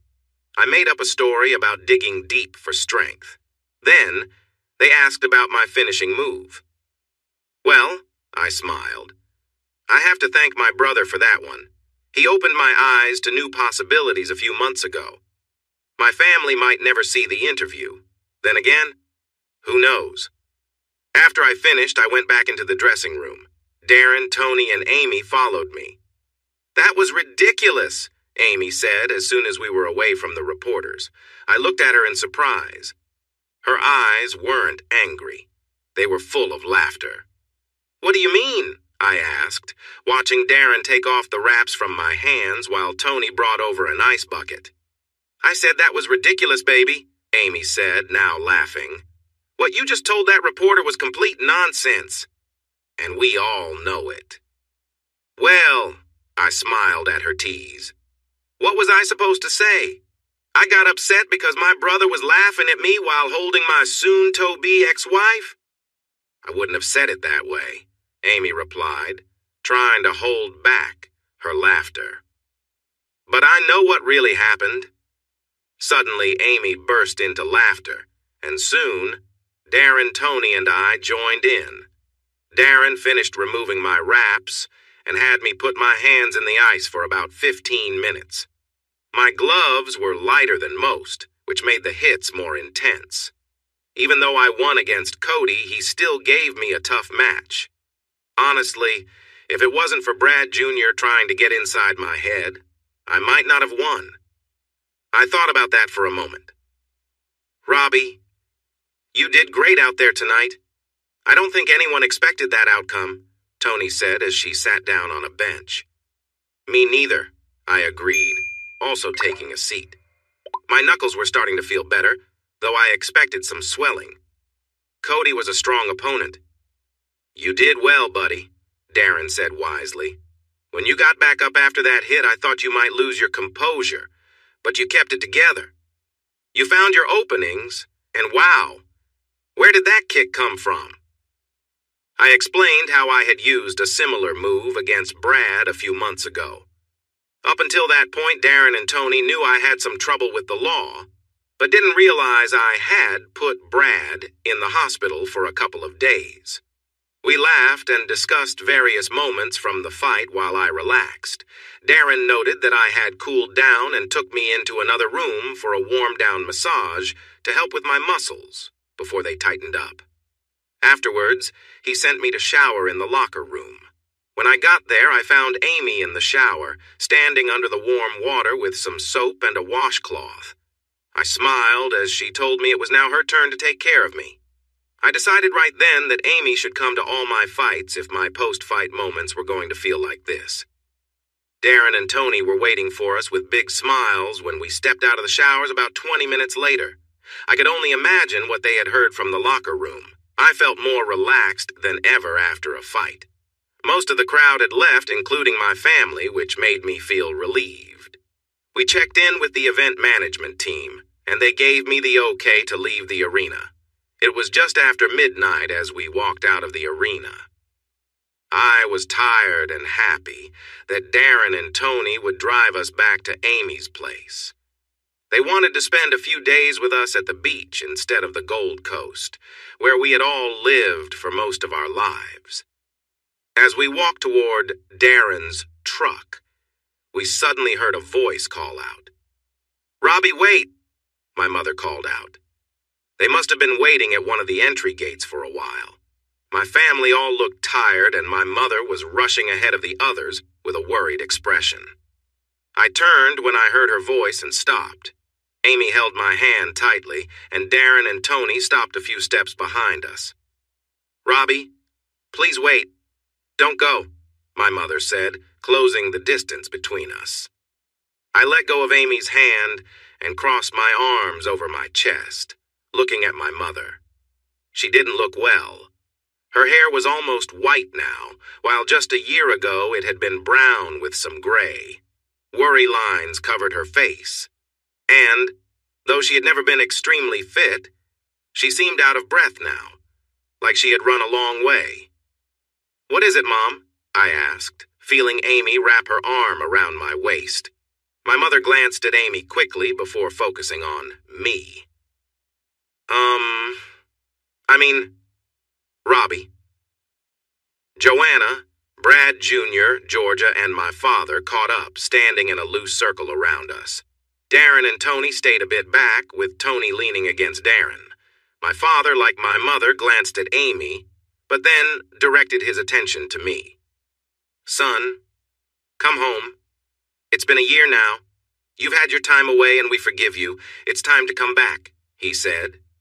Both Amy and I chuckled. "Time away?" I asked, smiling. "Yes, son," my father replied seriously, like he was talking to a young child. "You shouldn't have walked out on us. We need you to let it go and come back." "Right," I replied, stretching the word. Amy scoffed. "And what do you mean you forgive him?" she said, sounding critical. "Be quiet, Amy. This isn't your concern," Georgia snapped at her younger sister. "Amy," my mother said before Amy could say more. Understanding dawned on her face as she glanced at my girlfriend. She connected the dots about the argument Georgia had with Brad and my father earlier. "So you're Georgia's sister?" "Half-sister," Amy answered with a smirk. "But yes, I have that unfortunate link to someone who gets involved with men besides her husband." The sisters shot sharp looks at each other. "Honestly," Amy added with a smile aimed at Georgia, "I think she must get her behavior from her dad. My father is very faithful to our mother." "Stop it, Amy," Georgia said again. "Robbie is still my husband." Only for a few more days. Then he's all mine, she declared proudly, wrapping her arm around my waist protectively. Georgia glared at her sister. I have to say it was amusing to see them bickering over me. So you're not even divorced? And you're with your wife's sister? Brad Jr. attempted to sound serious. Be quiet, Brad, Georgia shouted back at him. I could tell he wasn't ready to approach me. Amy and I chuckled again. I could hear Darren and Tony laughing softly behind us as well. At least I waited until I found out my ridiculous brother and ex-wife were sneaking around behind my back with family support, I chimed. Oh, and Brad, just between us. You can have Georgia. I think I picked the wrong sister the first time. Georgia doesn't compare to this little spark, I said, holding Amy closer and gazing at her warmly. Amy returned my look with a soft smile. A moment later, I glanced back at my older brother. He looked a little flushed. I couldn't tell if it was from embarrassment, anger, or jealousy, but he was definitely embarrassed, so I thought I'd tease a little more since they came to see me. Hey, Brad, did you like my big move tonight? Did it feel a little familiar? I said with a grin. Brad turned even redder, clearly embarrassed. I was shorter than him, but I was pretty strong while he had let himself go. He glanced at me, but knew he wouldn't stand a chance. I laughed again, but turned my focus back to my father. So, Brad, I said, shifting the conversation back to the topic at hand as I looked at my father. Amy asked a good question. What have I done that you think I should be punished for? Shouldn't it be the other way around? You walked out on us, you ungrateful punk, he almost yelled at me. I think my lightheartedness with his other son had upset him. After everything we did for you, you just left. After everything you did for me, I replied, tilting my head. After everything you did? I asked in disbelief, struggling to understand his words. My sister Joanna, always ready to jump into a conversation, had to get involved. She certainly had a knack for picking the wrong side. Maybe that's why she never seemed to hold on to a relationship. Under that brown hair, she always seemed a little out of touch. Your job, you know, Joanna exclaimed, her nostrils flaring. Mom and Dad gave you a job right after high school, letting you study while you worked. Dad thinks you threw it back at them, that your little outburst is hurtful. Everyone could see what my parents were saying, but they didn't want to admit how I felt betrayed, or why they still thought it was okay to treat me like they did. I turned to my parents. Brad, Hattie, I said softly. Both Mom and Dad looked at me. Thank you for the job after high school. They smiled back. But the university was through a scholarship. I worked hard for that, and I never let my work disrespect what others have given me. Their smiles faded. I never let my training interfere with my job, and I never allowed my siblings' lack of effort to stop me from getting my work done. Can you say the same? Of course we can, my father replied quickly. Really? I shot back before he could respond further. So your family life is going great, and the business is thriving without me? They were silent. I didn't think so, I concluded. I lifted an eyebrow and looked at Georgia. Under my gaze, she took a small step back. My parents looked at her a bit embarrassed. Look, I sighed. Nothing has changed in a year. I asked all of you to give me space. I told you I wanted nothing to do with any of you. But you keep coming after me, acting like it's my fault your lives are difficult. It's not my fault. You all should be looking at yourselves. That's not fair, Robbie, Joanna pushed back. It's not our fault things went wrong for you. As soon as she said that, her hands flew to her mouth, realizing what she had done. Finally, someone said something I could agree with. Joanna glanced at Georgia, who was blushing deeply. No one else said anything, for once everyone was left speechless. "I'm sorry, Georgie, it just slipped out," Joanna said. Then she turned to me, waving her hand at Georgia while glaring at me. "See? If you had just followed the plan, I wouldn't have embarrassed my sister-in-law like that." I couldn't help but laugh, and I noticed Amy chuckling beside me. "Look, as great as it is to see you," I said sarcastically. "I appreciate everyone cheering for my fight tonight, but unless there's something really important to share, we have a long drive home." "Where are you living?" my mother asked. "Far away from all of you," I replied, maybe a bit too sharply. "You're staying with my sister," Georgia said, glaring at Amy. "Sister?" Amy said cheerfully, highlighting the tension. "Sorry, sis, but I've only been with one guy in my whole life, and I'm not letting him go. I'm with Robbie now. You missed your chance." "All right, ladies," I said. "Georgia, it's time for you to move on. I don't want anything to do with you after how you treated me. The child isn't even mine." "Amy," I said. She looked up at me with big eyes. "Easy now." Amy gave a playful bark and smiled, looking quite happy. If she had a tail, I was sure it would be wagging. "Everyone else," I told my family, "understand that I'm not going back to Total Build. I have no desire to see, hear from, or talk to any of you if I can avoid it." "But why?" my mother asked, her voice sad. "Do you really need me to explain after everything that happened this past year? Have you heard anything I've said?" I replied. "Come on, son. Haven't you ever made a mistake?" Dad asked softly. "Yes, many. But unlike you, I take responsibility for them. If I mess up, I apologize and try to make things right. I don't ignore someone's pain. Believe me, I feel hurt."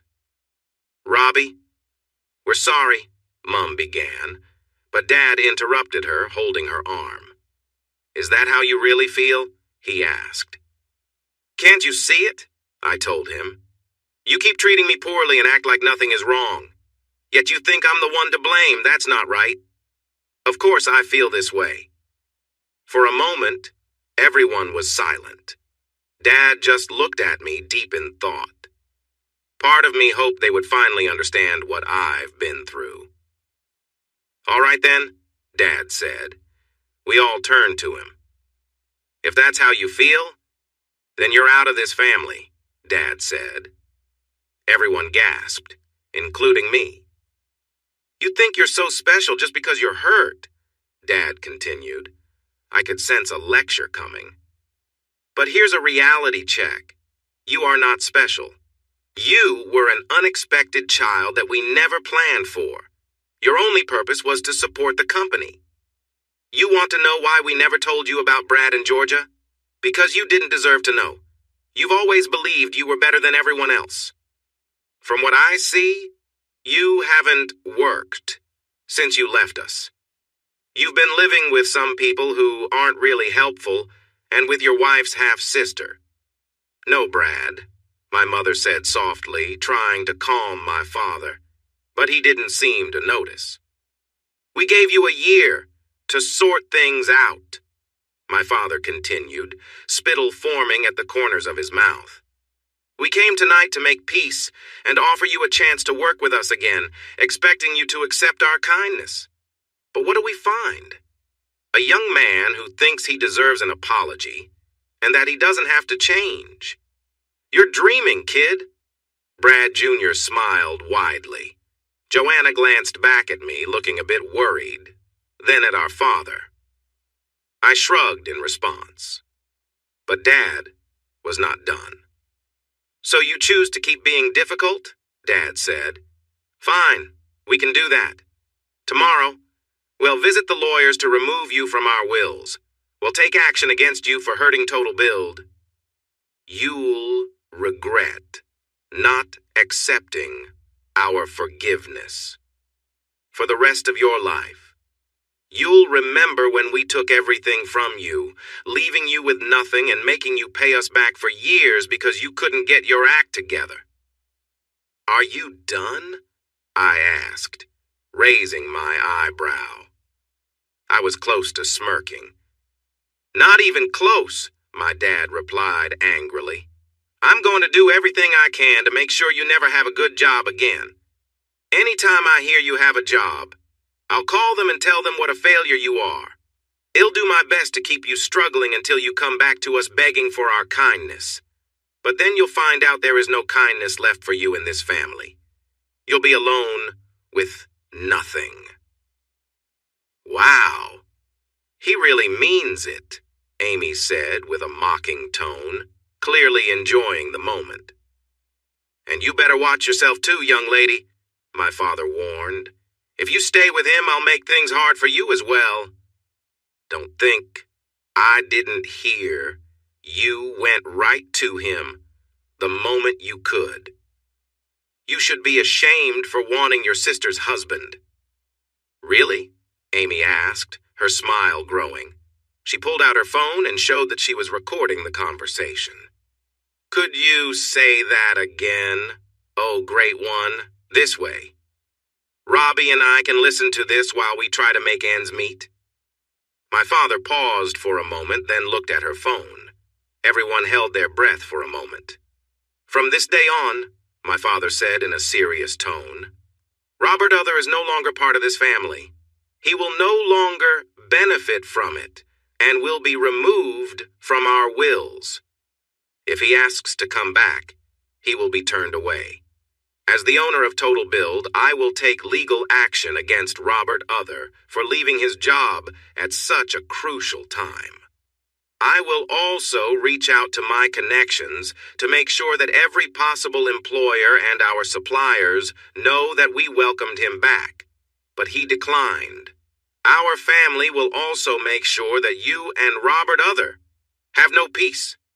We will teach you that you don't cross this family. Is that clear enough for you? Perfect, Amy said, putting away her phone. My father scoffed, and the rest of the family looked at him in shock. My mother kept glancing between my father and me. I think she realized that things were getting serious for the first time. Do whatever you want, he said sharply, looking at my girlfriend who was smiling. My dad, if he noticed, didn't show it. You're young, and I doubt you can find a lawyer as good as mine. By this time next year, you'll both regret this, with what this family will do to you. He shot me a final sneer, which I matched with my own glare. In that moment, I understood how alike we were. Both of us could be stubborn. I channeled my stubbornness into fighting in the ring. I never backed down. My dad took pride in winning arguments. Without saying anything more, Dad turned and walked away. Brad Jr. and Joanna looked at me as they left, shaking their heads, convinced I was the one in trouble. My mother and Georgia stayed behind, staring at Amy and me.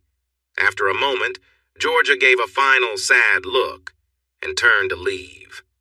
That left just my mother. You really pushed him too far this time, didn't you, Robbie? She said, concern on her face, not anger. I had never seen her look so torn. Maybe if you went after him to apologize. No, Hattie, I don't think that would help. I know I got my stubbornness from him. Why do you think I haven't forgiven any of you? Go, Hattie, follow your husband, but let me give you one piece of advice. She looked at me, waiting. Taking a deep breath, it was time to respond to my father. Tell Brad that if he tries any of the nonsense he just said, or if I hear him speaking badly about me to anyone, I will make sure this family and business suffer. You don't have the money for that, my mom started to say. That doesn't matter, I interrupted, shaking my head. If he wants a conflict, he will get one. I kept that place running for years despite everything. Look at what's happened. In just 1 year, you've lost over 1/3 of your revenue. You are on the edge of losing many of your employees. A lot of items are returning to the workshop because they are not made well, and it seems that none of you can manage things without my help. If your husband really wants to argue, please remember what you saw in the ring tonight. Think about the focus and effort I needed to fight and win. Imagine what I would do in a disagreement with my family if I brought that focus and knowledge with me. Tell him, Hattie, to let it go. You know I will be fine without all of you. But please tell him to let it go, or it will be a tough situation for all of you. My mother looked at me, and for the first time, I saw sadness in her eyes. She knew it was true. If they came at me, they would be the ones in trouble. It won't help, Robbie, Mum sighed. He means what he said to you tonight. I've been trying to convince him, but he won't listen. Tears rolled down my mother's cheeks. Robbie, your father said that you were unexpected, and that's true, Mum whispered. But don't ever think you were a mistake. I love you, my dear boy, and I'm sorry. We should have never hidden Georgia and Brad's situation from you or about the child, but I won't regret my grandchild, even if it was unexpected. Mum paused, looking sad. She glanced at me as if she wanted to say more, then looked at Amy. Please, take care of my son for me. He's alone now, and he will need someone for what's coming. Oh, we saw tonight that Robbie knows how to handle himself, Amy replied with a hint of pride. Mum shook her head. Not like this. He doesn't. His father will come at him as he said he would. He will try to put Robbie down just to prove a point. For the first time, Tony stepped forward. Then you need to stand up to your husband, Hattie, Tony said. Tell him to back off. This is your son he's going after. Mum shook her head again. It won't help. Mum looked at me. I'm so sorry, Robbie. If I never see you again, please know that even though I can't say it again, I will always love you. You were the heart of this family, and we harmed you for no reason except our pride. You are the best of us. Always remember that. But do what you have to do. For what it's worth, Mum paused as her expression grew serious. I don't think the rest of them stand a chance, but I have to stand by my husband. I know, Mum, I replied, feeling sad. Suddenly she looked at me. It was the first time she had heard me call her Mum in over a year. She regarded me, then nodded gently. I will love you forever, Mum said, turning to head back to her family. Before she could fully turn, I rushed the few steps between us and gave her a big hug. For almost 2 minutes we stood there, unmoving. I realized my mother was caught in a difficult place. I understood how she thought. She needed to help as many family members as she could, even if it meant having to let go of one of us. We might have stayed in our embrace longer, but I heard my dad calling her name from far away. I let go of Mum. She turned to me, held my face gently, and kissed my cheek. Goodbye, Robbie, she whispered. Goodbye, Mum, I replied softly. We both cried as she walked away. Hey, everyone! Thanks for watching. Don't forget to subscribe and turn on notifications so you won't miss any of the exciting stories we have coming up. What do you think about the characters in this story? Let us know in the comments. We'd love to hear from you.